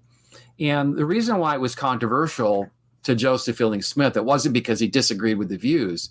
It was because that this religion professor was trying to publish this statement in the midst of the civil rights movement. And so the brethren recognized by 65 that having this statement out in print for everybody to see could be problematic. A year and a half ago, when the church archivist called me, they wanted some guidance on this statement. I told them, as I mentioned a minute ago, where to find it. And I sent them my copy, actually. I told them where to find it in the Spencer Kimball papers. And I said that they'd been looking in the church magazines for it. And I said it was never published in church magazines. It was never published in church newspapers. It was just simply a private document to be shared among Latter-day Saints who had questions about the race doctrine. Yeah. And that's so fascinating. And I'm just going to highlight, like, many people will debate over, what led to the cessation of polygamy, or what led to the cessation of the priesthood ban, or how does change happen in the church? And the perception is that, God decides it's time, and then he telephones the prophet, and then the prophet writes down what God says, and then lets the membership know that God is in charge of change in the church, and he's at the helm, and that instigation or activism or public relations pressure, aren't what would ever lead to a revelation, because God would never be bullied or influenced by social pressure or activism or the like. But what this whole story gives to me is just this kind of inside look at sort of what happens. A statement is not generated proactively because the brethren want to let everyone know what God's view is. It's like some academic has some concerns based on a mission president trying to think about missionary work. And so he writes a letter, an exchange happens, and then a statement gets written, but it's not published openly. They don't want necessarily the whole church to know. They don't want to necessarily be on the record to the whole church. And so the statement gets written in response to activism, and then it's judiciously decided how much this will be shared from a broader perspective. And by 1949, the decision is clearly made. Not yet is this going to be something that's a matter of public discussion from the First Presidency standpoint. And to me, that's all very interesting and important. Okay, I had a question really quick. Sorry. Could you put back up the image on the screen, John? And I wanted to ask Matt who's this copy of, and then I think there's some handwriting at the top. Yeah. I wanted Matt to explain that really quick. Yeah, there it is. Thanks, Gerardo. That's good. Those are good questions. This is John Widtsoe's copy. And so Apostle John Widtsoe. John Widtsoe's copy. This is the guy that didn't like the one drop rule we talked about. And he calls it the Negro program. And he says that, and it was his typewritten note that says the church doctrine regarding the Negroes. So now this is becoming settled doctrine, and one can imagine that he didn't quite like this statement because he had been asking the brethren to ordain biracial people to the priesthood at this point. And, I want to say, John, you mentioned, throughout your episodes about who knew what and when. And I mentioned that in 1965, Joseph Fielding Smith didn't want this published in James Clark's compilation of Messages of the First Presidency. But this is on the cusp of a national civil rights movement. And by the late 40s, the brethren are starting to recognize that, oh my goodness, our teachings on race are not popular. And we have to be really careful, especially if you're trying to explain to a non-member that black people were less valiant in a pre-existence. And you can imagine somebody saying, what? And it's just a hard thing to teach. And it makes no sense to them. And so the brethren are going to start to realize that, the less is said about Mormon racial teachings, the better. But this is a statement that was internal. It was not meant to have a public audience. And I think that's the instructive thing to note here. Sure. It's also the first of 3 statements the church will produce on race over the 20th century. Yeah, absolutely. Okay. So the 49 statement gets written. It becomes used internally, but it's not yet external, right? That's correct. And it will never be external. It's never been. I should tell you that the first time this is noted or out, if you will, was in 1984. When Lester Bush, the great Mormon scholar of race. He published a book with Armin Moss that was published in, I think, 84. And in the appendix, they included this document. And I'm not sure where Lester got his copy from, but actually, I think I know. The Adam Benyon papers is probably where he got his copy from. But anyway, that was the first time that Latter-day Saints at large had most likely ever seen that document. If they had read his book, they would have seen this. Well, that's not, no, I'm going to correct. Sorry, let me correct myself. The first time that Latter-day Saints would have seen this document would have been 1960, when a Mormon apologist named John J. Stewart, he included this statement in his book. It was a work of apology. And he mislabeled it, though, 1951. He had the same copy that the BYU faculty had. And so if you look at his book that was published in 1960, it contains this statement, but yet the date is wrong. Now, on this document itself, it says Box 6, Folder 5 of the John A. Widstow Papers Collection, Utah State HIST. I'm assuming that's Utah State Historical Society? Yeah, that's my chicken scratch. So you're getting an up close and personal view of how historians do their work. So when I went to the archives, I've scoured every general authority paper that I could think of and get access to as I wrote this book. It took me 15 years to do this book. And when I realized that part of Elder Witzow's papers were at his collection, were at the Historical Society in downtown Salt Lake, I went through the boxes and I found in Box 6, Folder 5. It's just a typical box. It's got different folders in it.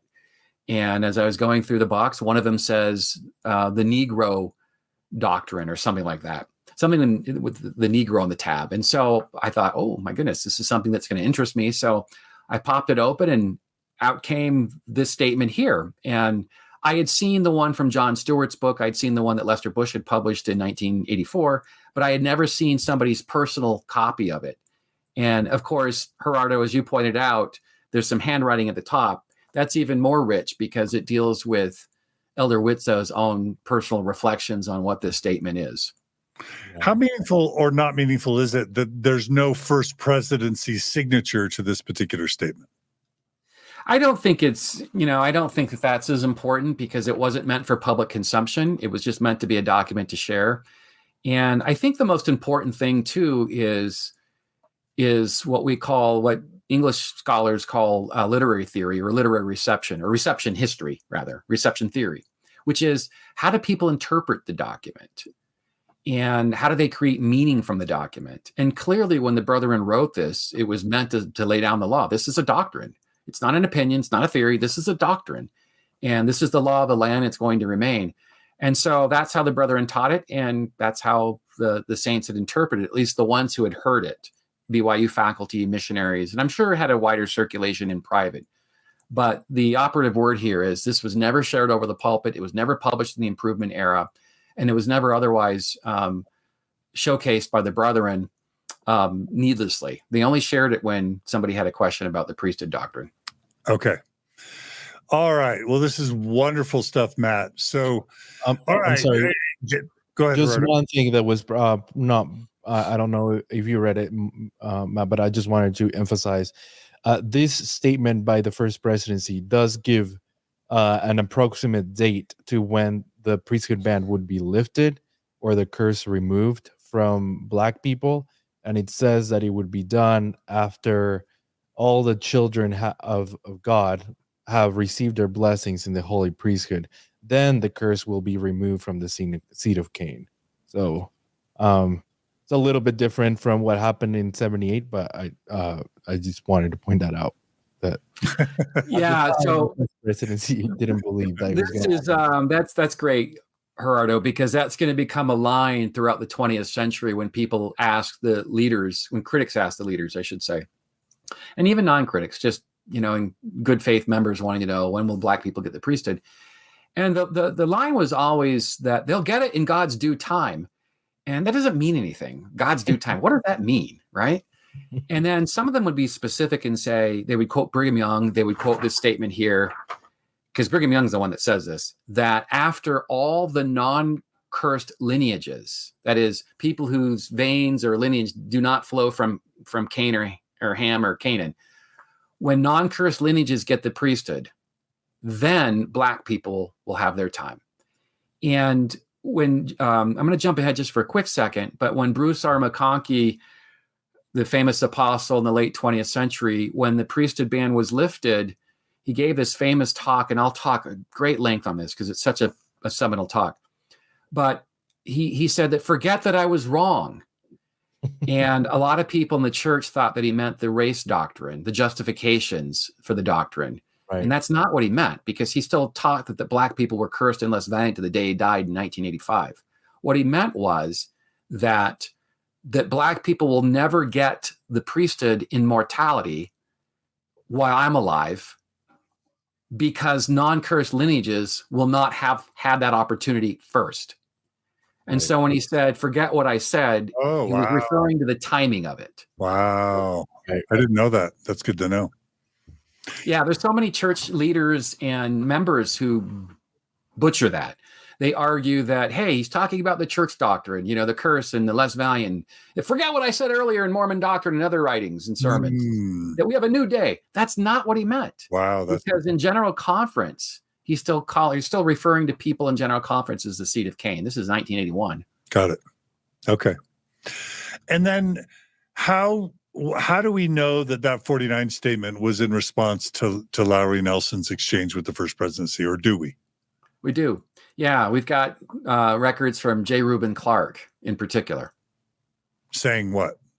Saying that this Brother Nelson's caused a ruckus. Yeah.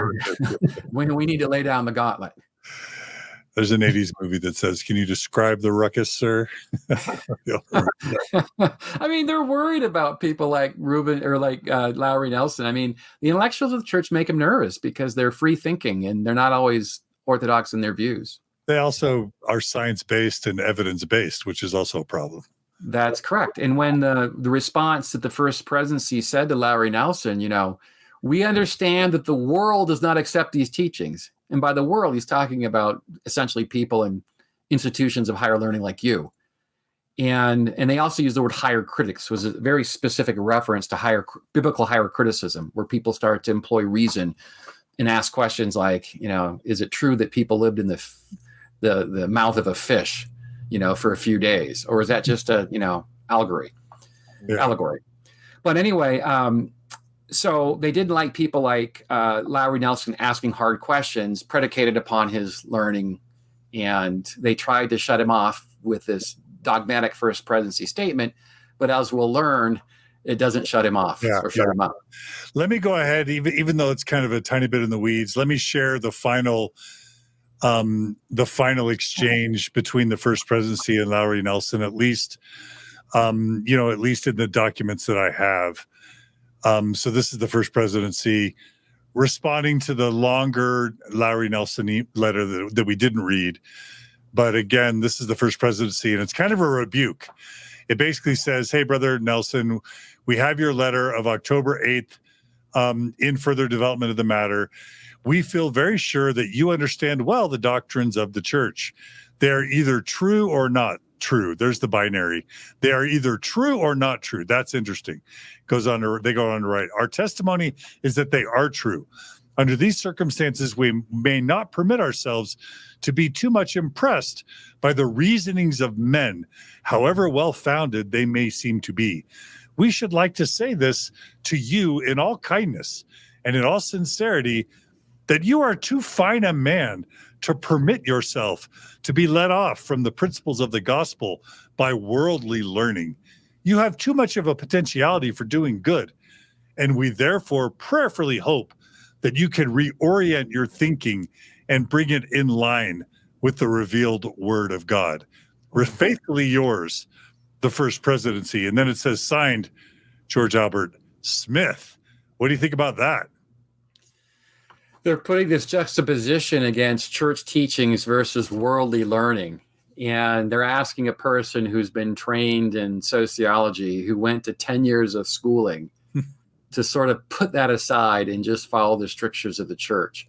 It reminds me of something that years ago, I remember a long time ago, I went home teaching to a family, a well-established family in my community, and the man would go on to later become a patriarch. But the woman told me that she had come back. She just had returned with her children from youth conference at BYU, and she heard a talk by somebody that she shared with me. And the talk was that somebody from the BYU religion department, we're hiring too many people with PhDs in biblical studies and ancient languages.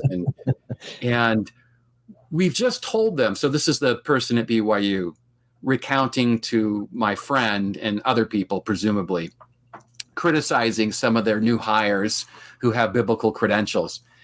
She said, she told me that the person given this little talk said that we told them that when they come here to put all of their training aside and we will train them.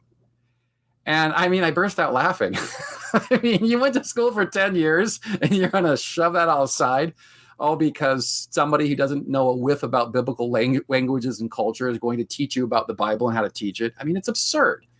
And that's what's going on here a little bit, is that the First Presidency is saying, don't be swayed by worldly learning. Who cares about all the race stuff you've been talking about? Who cares that you've been and lived among people in Cuba and you've witnessed firsthand what's going on? Don't worry about that. Just follow us, trust us.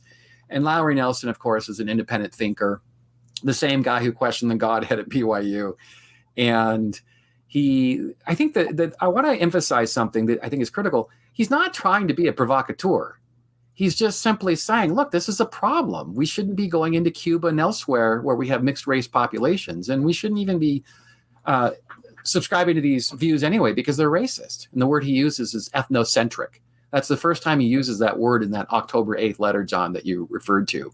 And that's the first of many times where he'll write the First Presidency and various apostles over the next 20 years, in which he'll say, look, this is an ethnocentric teaching. The teachings on race. We think that we're better than other people, and we're not. And so he starts to be more bold as time goes on with his views. Okay. All right. So the exchanges between the First Presidency and Lowry Nelson seem to come to a close by late 1947.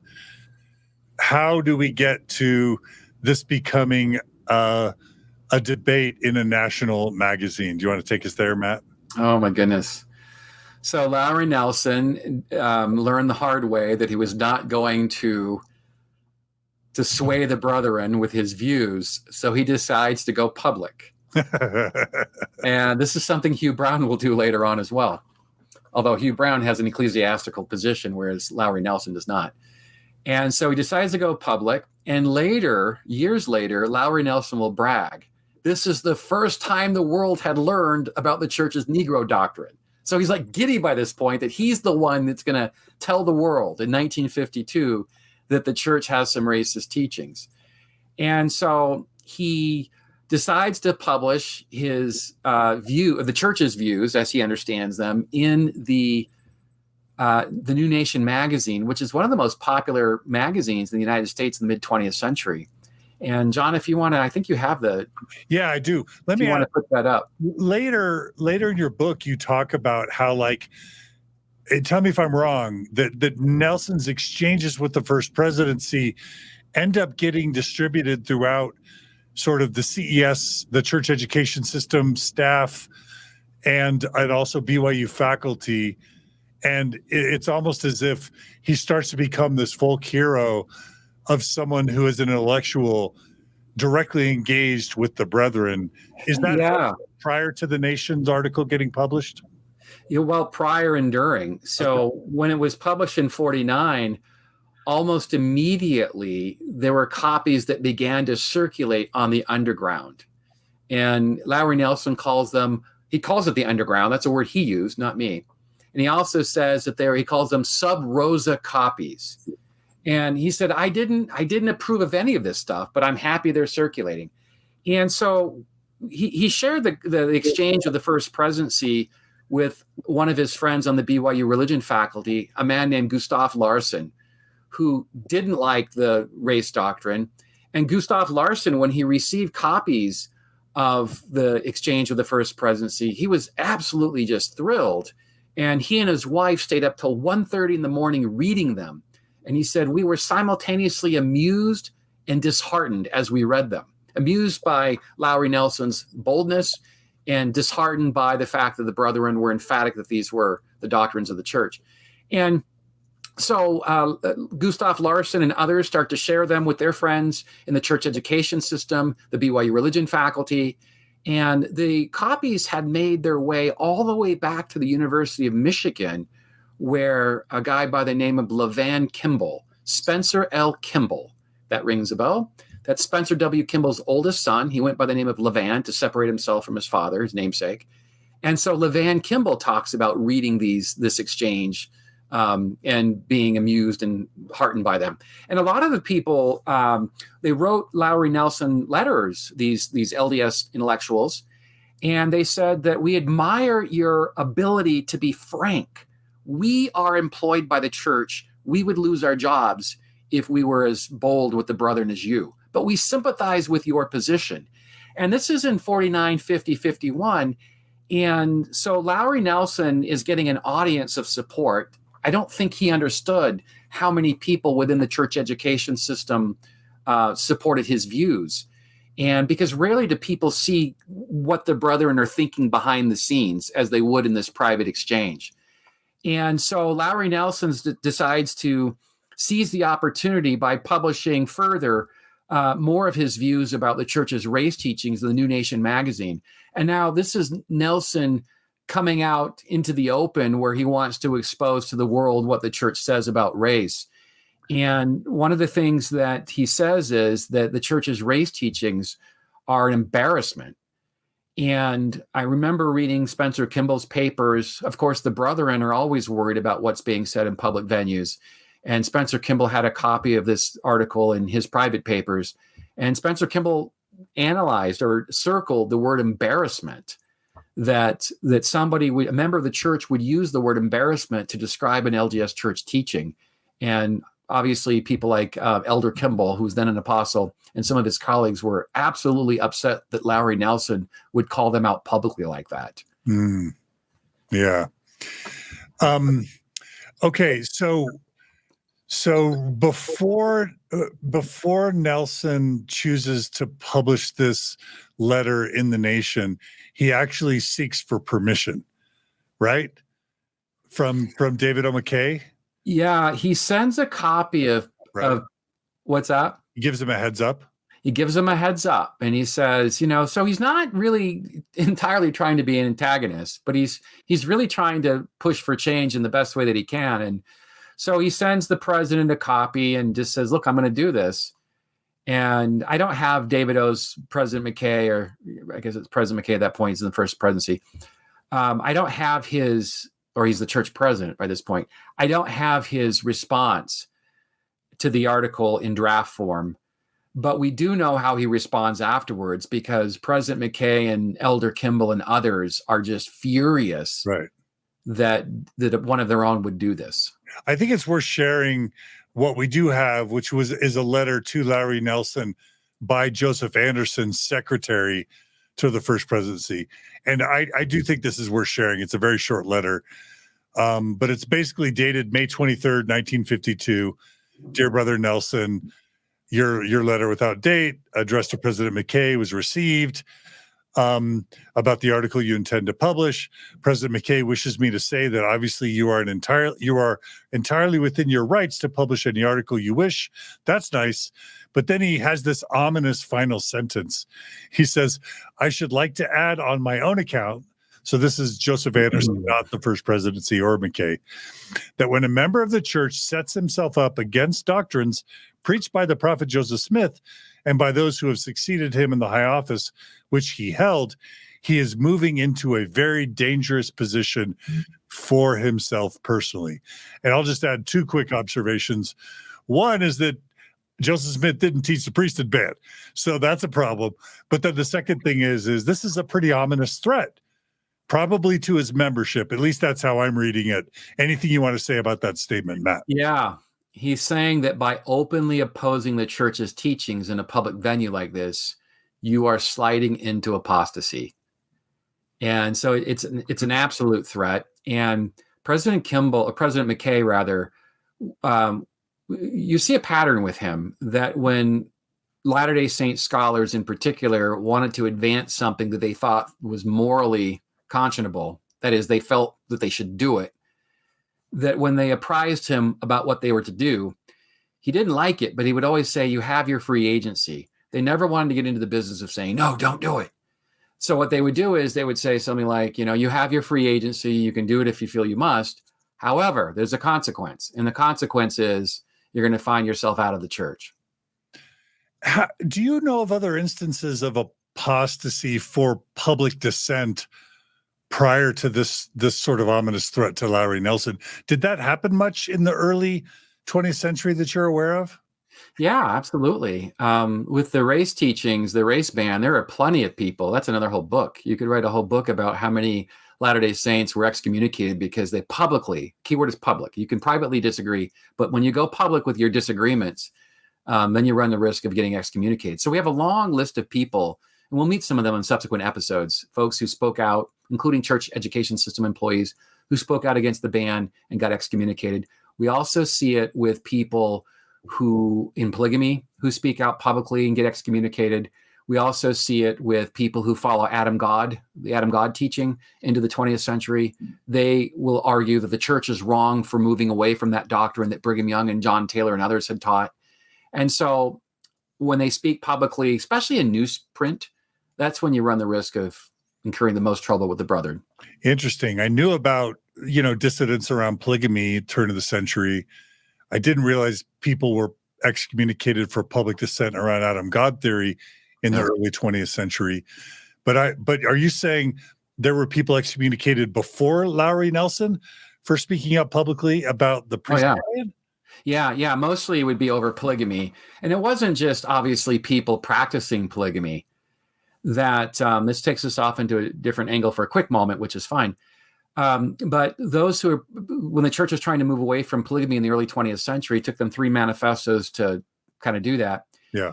And a lot of the people that were targeted for excommunication were people who were practicing polygamy. They continued to practice it.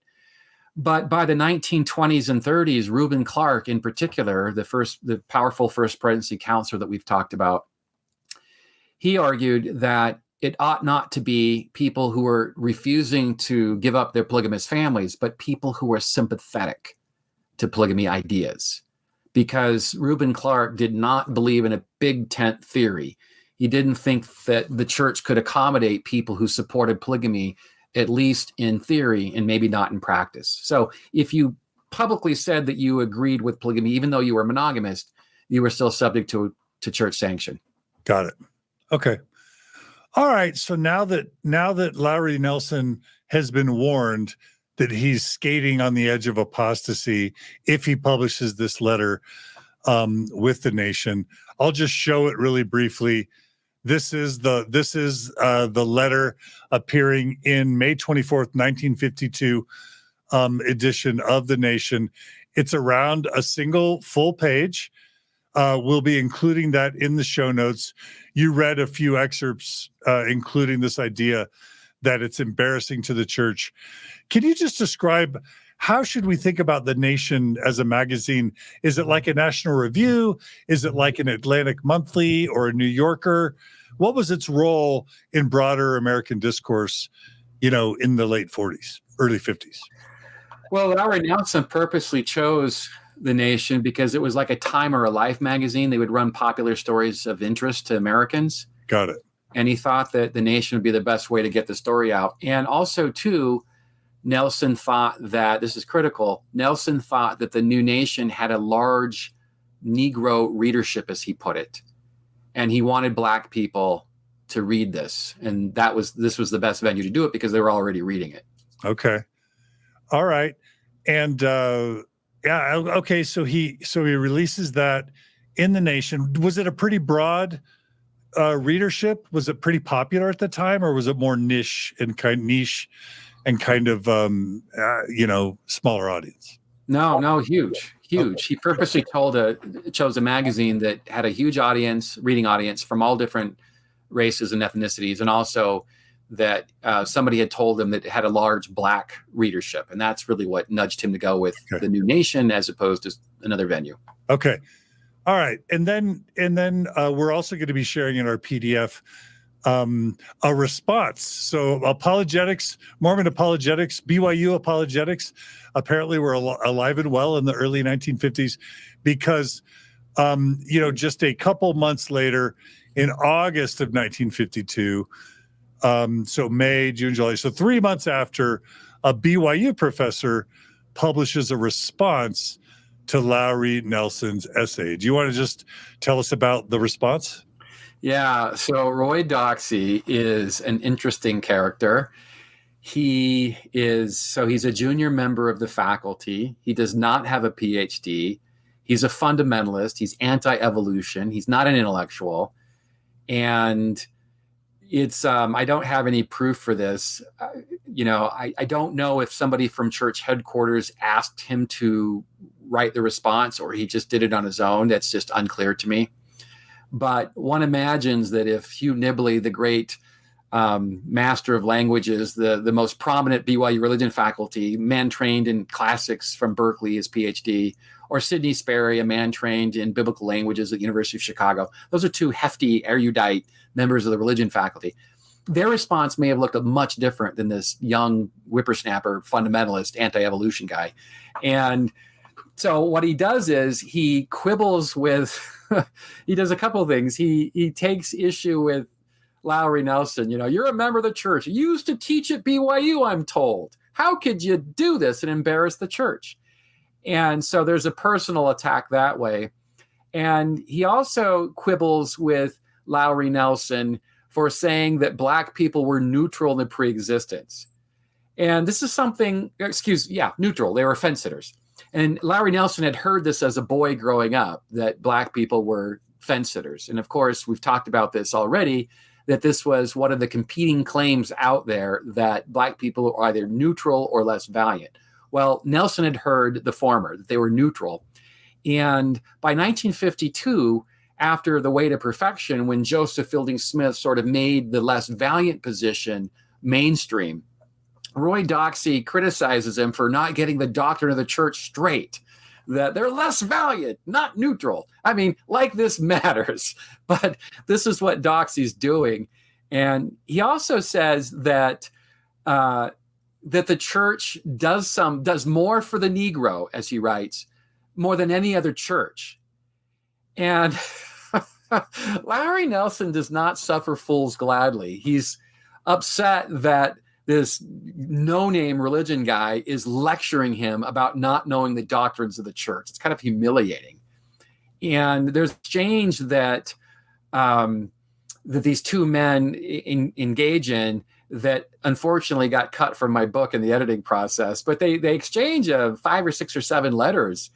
And in one of the exchanges, Lowry Nelson tells Roy Doxey, he said that, do you really believe that this church does more for the Negro than anybody else? Are you kidding me? There are a lot of churches out there that give Negroes full participation, and this church does not even want to baptize them. They don't even seek them out when they missionize, when they proselytize.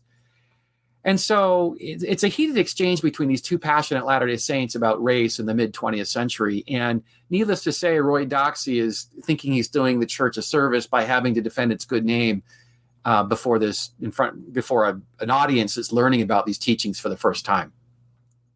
Okay. All right. So this response gets published, and it can't be a joyful thing for the brethren, the top church Mormon leadership, to see such a polarizing and potentially embarrassing topic debated between people that are alleged, supposedly active, faithful church members. This has to be just like a PR nightmare from the standpoint of church leadership, right? Yeah, again, this is all these teachings about race have been internalized thus far. And again, this is the first time in American popular culture where people are going to read about church teachings on race for the first time. And the brethren are just beside themselves. If you read Spencer Kimball's diaries and some of his private letters, David O. McKay's diaries and private letters, J. Reuben Clark, boy, they don't know what to do with Lowry Nelson. They're really, really unhappy with him. And they start to keep an eye on him. They want to know what he's saying, who's he saying it to, because there's always this notion that there needs to be damage control if Lowry Nelson is speaking publicly. And in 1952, after this exchange, Lowry Nelson gets more feedback, just as he did from the First Presidency exchange from 47. He gets feedback from his 52 nation piece. And all of the same people who praised him for being so bold with the brethren in 1947 are going to praise him again in private for writing this piece. So these are people who work for the church. They teach religion at BYU, obviously not Roy Doxey, but some of his more liberal colleagues. They work for the church education system, and they're just fueling Lowry Nelson, who doesn't work for the church, who's not active in the church, but feels like he has an independence that allows him to be so frank. And the brethren really, really start to think about, how do we deal with these renegade Mormons who are causing us grief? And I should say that Lowry Nelson is just the tip of the iceberg. Sterling McMurrin, another high-profile Latter-day Saint who will work in the John F. Kennedy administration, in addition to being a full-time philosophy faculty member at the University of Utah, he'll give them the most grief, and we'll get into his story later. But the intellectuals of the church, they write about McMurrin and Lowry Nelson a lot, and typically they always link those two in the same sentence. We got to watch the McMurrins. We got to watch the Nelsons of the church. And so it's a tension that the church never resolves. Yeah. And I just, I grew up learning about, in my 30s and 40s, what was going on with dialogue in the 60s and, Sunstone and dialogue in the 70s. And so I knew about this rich culture of thinking Mormon academics that, were progressive or liberal or just fully aware of problems with church history and truth claims. But I did not have an understanding that, and I knew about the swearing elders that we'll talk about later, sort of peripherally in the late 50s, early 60s, but I had no idea that there was an underground of Mormon intellectuals contemplating the church's truth claims and or its positions on matters of social justice, extending all the way back to the late 40s and early 50s. That's just something I wasn't aware of. And it's important and also fascinating, not only because, we know that now that the top church leaders knew about these problems, but it sounds like there was a culture of awareness of a bunch of people in CES and at BYU that also knew, but few of them, if any, were as courageous as Lowry Nelson to actually speak up about it. Yeah, I think it's also a commentary, John, about how Latter-day Saints make their views known. So Lowry Nelson's taking it to the most extreme level by publishing his views in a major national magazine. And then you get other Latter-day Saints like Lowell Benyon that we'll talk about along with Sterling McMurrin. But Lowell Benyon is a loyal member, unlike Lowry Nelson. He's a practicing Latter-day Saint. He teaches he teaches in the church education system at the University of Utah. And so clearly Lowell Benyon could not have written anything publicly. It would have gotten him fired. But Lowell Benyon's pushing back in private. And so there are different ways that people push back to make their views known. And in some cases, it's effective, right? Because Lowell Benyon's talking to his good friend Hubie Brown, and they're planning and plotting together. And then whereas people like Lowry Nelson, it's easier to brush him aside, and also Sterling McMurrin, because they were not practicing Latter-day Saints, even though they always identified as a Mormon, albeit a cultural Mormon, and even though they always defended and praised their Mormon upbringing. Yeah. Yeah, well, that's just so fun and so fascinating. Okay, so the Atlantic debates happened. There is an interesting exchange between Lowry Nelson and this Doxy character, and we'll be sharing the PDFs of that as well. Is there anything you want to say about the direct personal exchanges behind the scenes between Lowry Nelson and Doxy? No, but I will. Well, I'll add one thing about Doxy, is that Doxy is a person who assumes an aura of authority. I don't think a general authority had asked him to do it, but he sort of fancied himself as one of the guardians of Mormon orthodoxy. And it wasn't just, as we're seeing, this idea on race where he pushes back against a man who's much his senior, but also Roy Doxey will be on the Church Correlation Committee in the 1970s and I think into the 80s. Wow. And so when people like John Sorensen, who is a prominent anthropologist at BYU, he wrote a famous book in 1985 called An Ancient America Setting for the Book of Mormon. He had some theories about Book of Mormon geography. While those theories did not set well with Roy Doxey, because when Sorensen had written an article to be published in the Ensign, it had to go through correlation, and Doxey read it and he thought, this doesn't correlate with my views. And so it got nixed. And Sorensen, who was an up-and-coming scholar of this topic at the time, when people were starting to think more earnestly about Book of Mormon geography, I mean, he certainly had a, principled and reasoned argument he was making, but it didn't matter with Doxey. And the same with evolution. So when the church tried to sort of move into, or at least some church scholars tried to let people know that it was okay to believe in evolution, it was not incompatible with the gospel, Doxey didn't see that. And so he was the guardian of orthodoxy from his position on the Church Correlation Committee. Fascinating. Okay. Wow.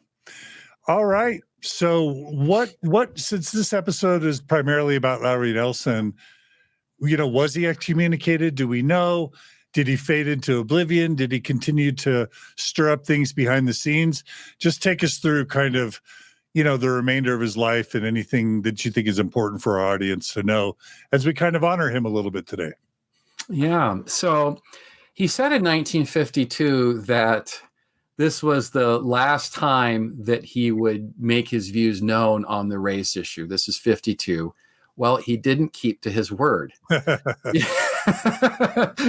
in 1975, he published another screed. So this would have been, more than 2 decades later. But in 1975, now he's older. He's in his 80s, and his eyes are failing him. But he writes this page and a half screed, I think, to Christian Century magazine, because The Nation, he tried to publish it in The Nation again. And the editor said, no, we've already done this. We're not interested anymore. And so they turn him down, but he goes to the Christian Century and he publishes a short piece. He doesn't really say anything new. It's just basically rehashing his disgust with the priesthood ban. And he wrote a couple of his friends, including a much younger man, Lester Bush, and he wrote also a much younger man, Armin Moss. And he said to both of these up-and-coming LDS scholars, he said that my writing this piece in the Christian Century was my attempt to stir up the animals again.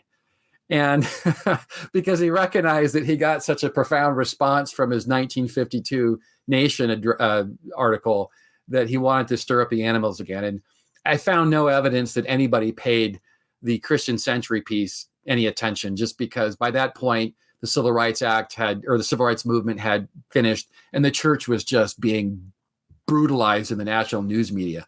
So Lowry Nelson, it didn't do anything because his was just one voice of many that got drowned out by some other protests. The other thing that Nelson does is that he becomes critical of Ezra Taft Benson, who in the 1970s is a senior apostle. He's the president of the Quorum of the 12. And Lowry Nelson writes Benson letters, and he's just saying, you've lost your mind on this politics stuff. So he criticizes Elder Benson. He also writes Marquis Peterson a letter in 1975, and I talk about this in chapter 3. And he tells Peterson in 1975, you gave this BYU talk in 1954, so 20 years ago, and it's pathetic. It's terrible. It's racist. It's ethnocentric. That's his using that word again. And he lectures his former student, Elder Peterson, on ethnocentrism. And he said, your fear of interracial marriage is crazy. You're fighting an uphill battle. You're fighting a losing cause. The entire world has mixed blood. So the church's teachings on interracial marriage make no sense. And as I point out in chapter 3, that Elder Peterson writes back and basically, denies even having given this talk at BYU that we'll talk about. It's one of the most controversial talks ever given in Mormon history. And it was Mark Peterson's talk at BYU in 1954. So Nelson's ribbing him on those talks. Nelson's also ribbing Ernest Wilkinson, his old friend, in the late 1960s when BYU is incurring tremendous protests against their athletic teams. Other universities are boycotting BYU sports teams. And so Lowry Nelson writes Ernest Wilkinson letters saying, and I know what needs to happen to get these people off our backs. We've got to admit black people to the priesthood. Wilkinson writes back, "Dear Lowry, you know that I don't have the authority to do that." So he's staying active with all of this. And I'll end this story here. There are two last quick points. One is in 1978 when the revelation occurs. Somebody asked him, they said, what did you think about the revelation? And unlike Fawn Brody, another critic, unlike Sterling McMurrin, another critic who praised the revelation in superlative terms, Lowry Nelson just said simply, "It's long overdue." He didn't, praise the brethren, didn't praise President Kimball. It's just long overdue.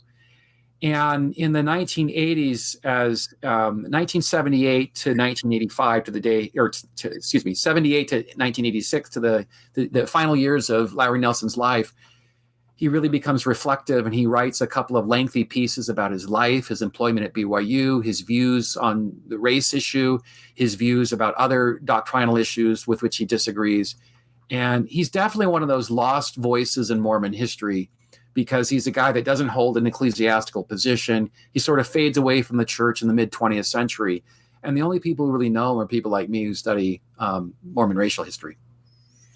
Still, what a legend, though. When I think about people that really, really move the needle, you think about William Law, who, objected to Joseph Smith's polygamy with Nauvoo expositor that led, to so much in the Nauvoo time period.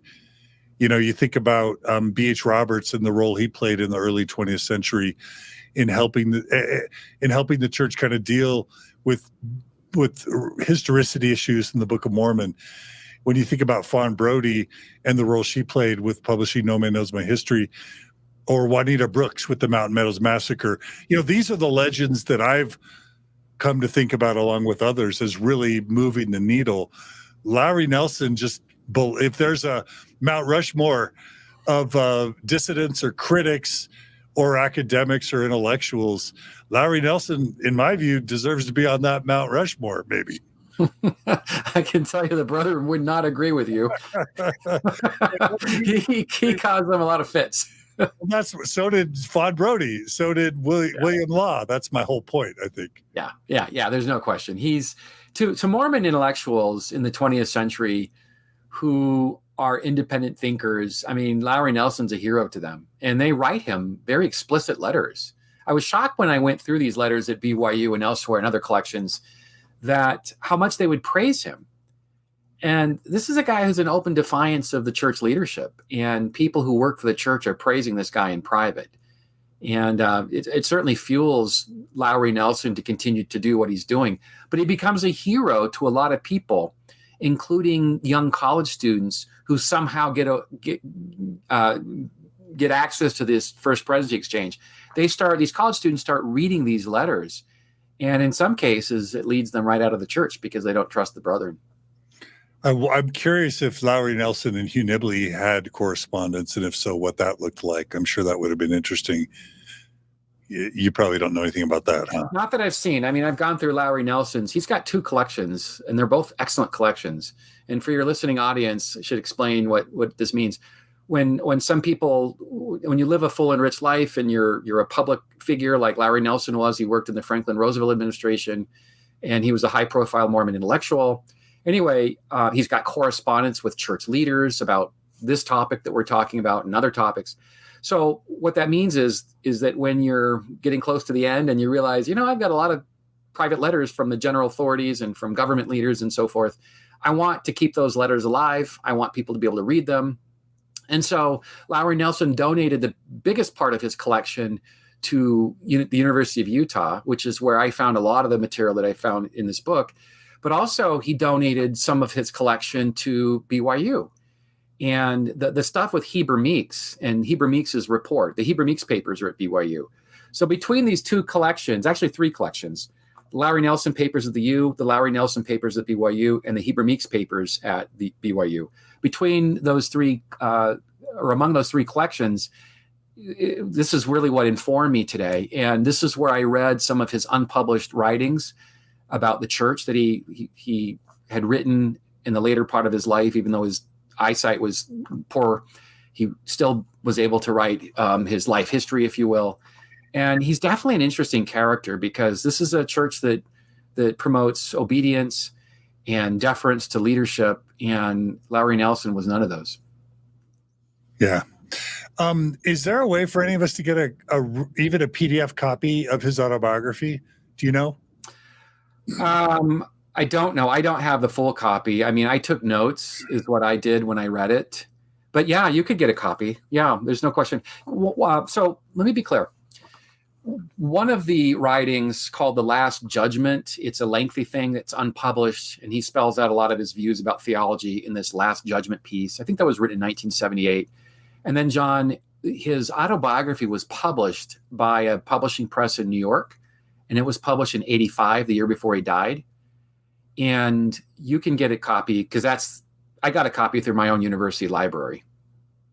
Of his autobiography? Of his autobiography. You could probably buy a used copy online for cheap, I would imagine. I don't have a copy myself, but like I said, I reviewed the copy, I took notes, and great. That's what I have. Okay, perfect.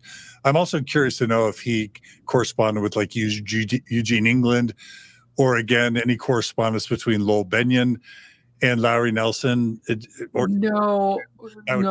Yeah, that's good. I can speak to that because I've gone through all of his collections very carefully because he's such a pivotal figure in all this.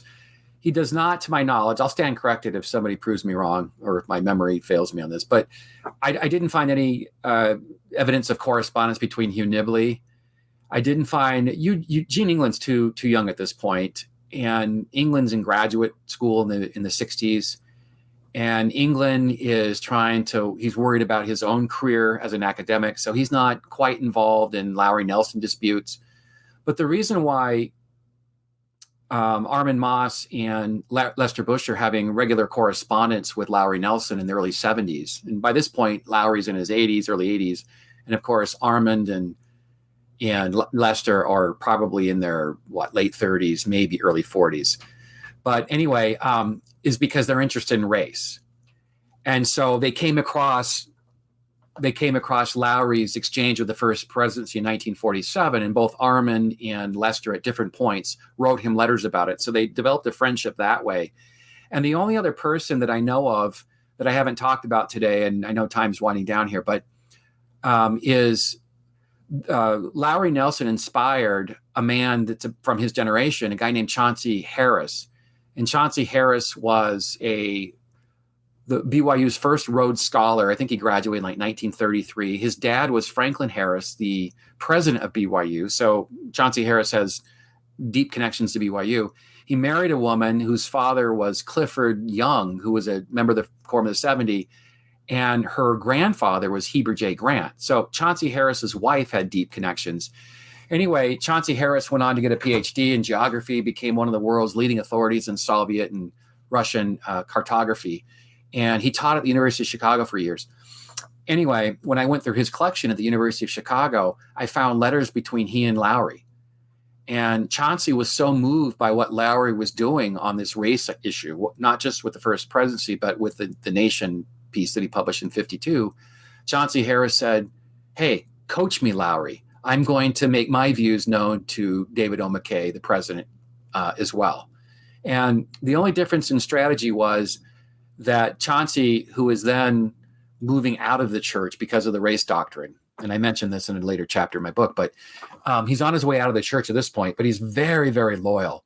And he wrote President McKay a letter, a nice letter, and he just said, "Look, this doctrine's killing the church. It's got to go." And he was getting coached by Lowry about what to say, what not to say, the words that would be most effective to this aging prophet.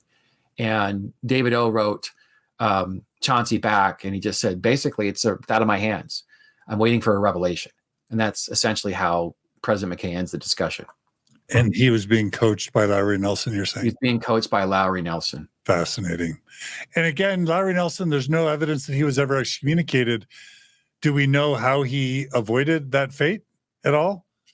That's a good question. It's one of those things where publicly the brethren, I don't have any evidence they ever talked about excommunicating him. I think they just ignored him as much as they could. And I'm going to look again. I've never found any evidence that he was excommunicated. I don't think he was. He would have said it in his autobiography if he was excommunicated. But essentially, the brethren ignored him because he only went public twice, in 52 and 75. And by 75, I said it was a wash because the church by that point had been just criticisms everywhere. So his voice was sort of drowned out. But 52, I haven't seen any First Presidency or Quorum of the 12 meeting minutes where they talked about excommunicating him. But I can tell you that in the 1950s and 60s, from David O. McKay's diary, Spencer Kimball's diary, and also Reuben Clark's diary, they're not happy with him. He's very much on their radar, and they're taking pot shots at him. We don't need more Lowry Nelsons in the church, Spencer Kimball writes. And meaning we don't want any more free-thinking Mormon intellectuals causing us harm.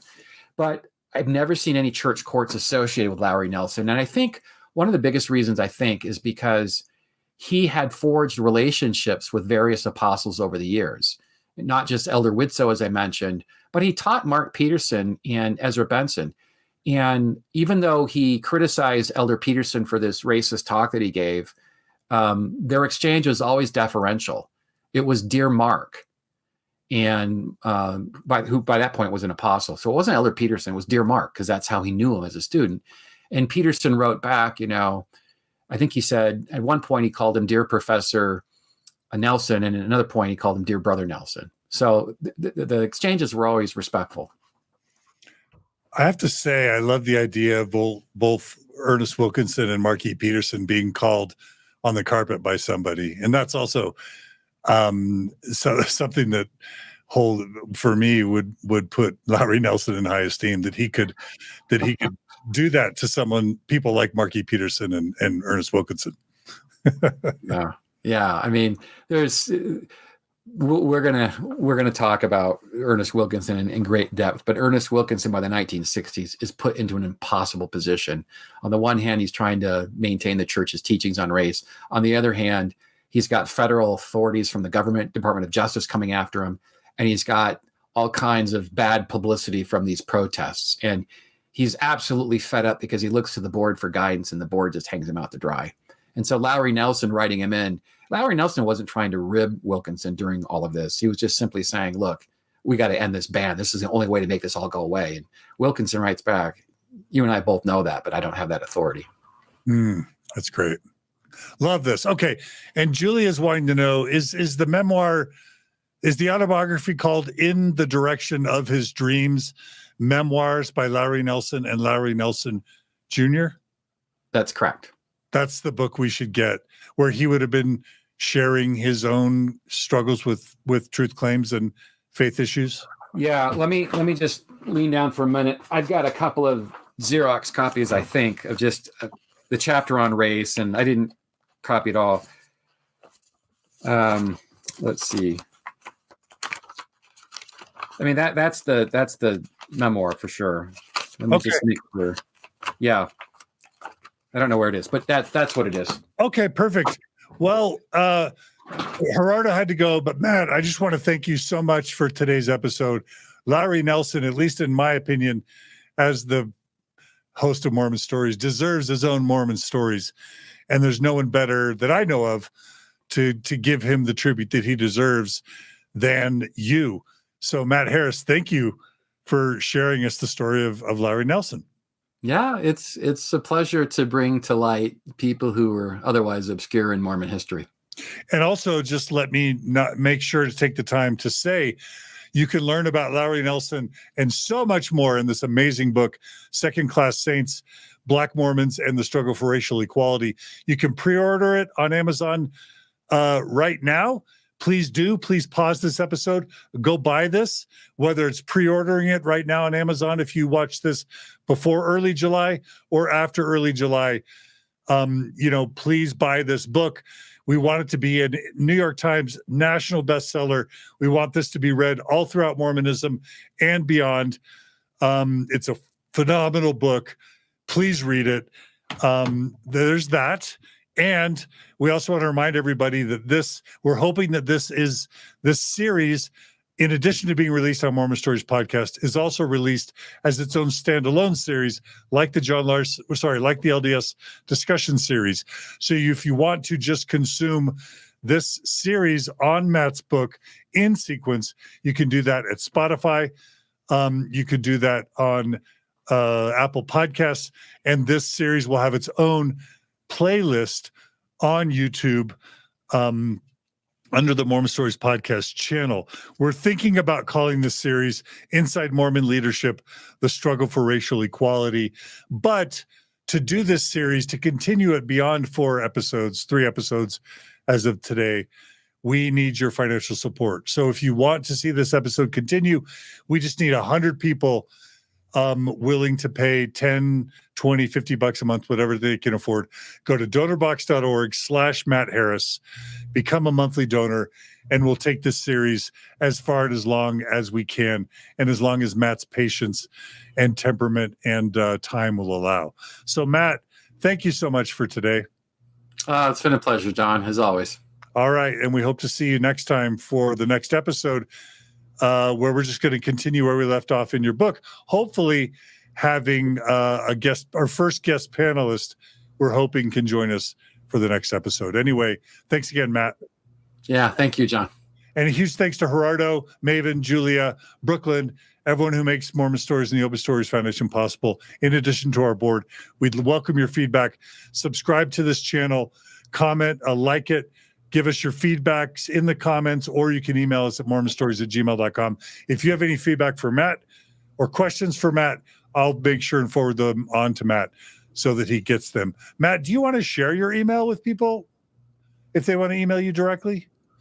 Yeah, it's matt.harris@csupueblo.edu. So it's matt.harris, matt.harris at C as in cat, P as in Pat, UEBLO.edu. And if you can't remember that, just Google Matt Harris, Colorado State. I'll pop up.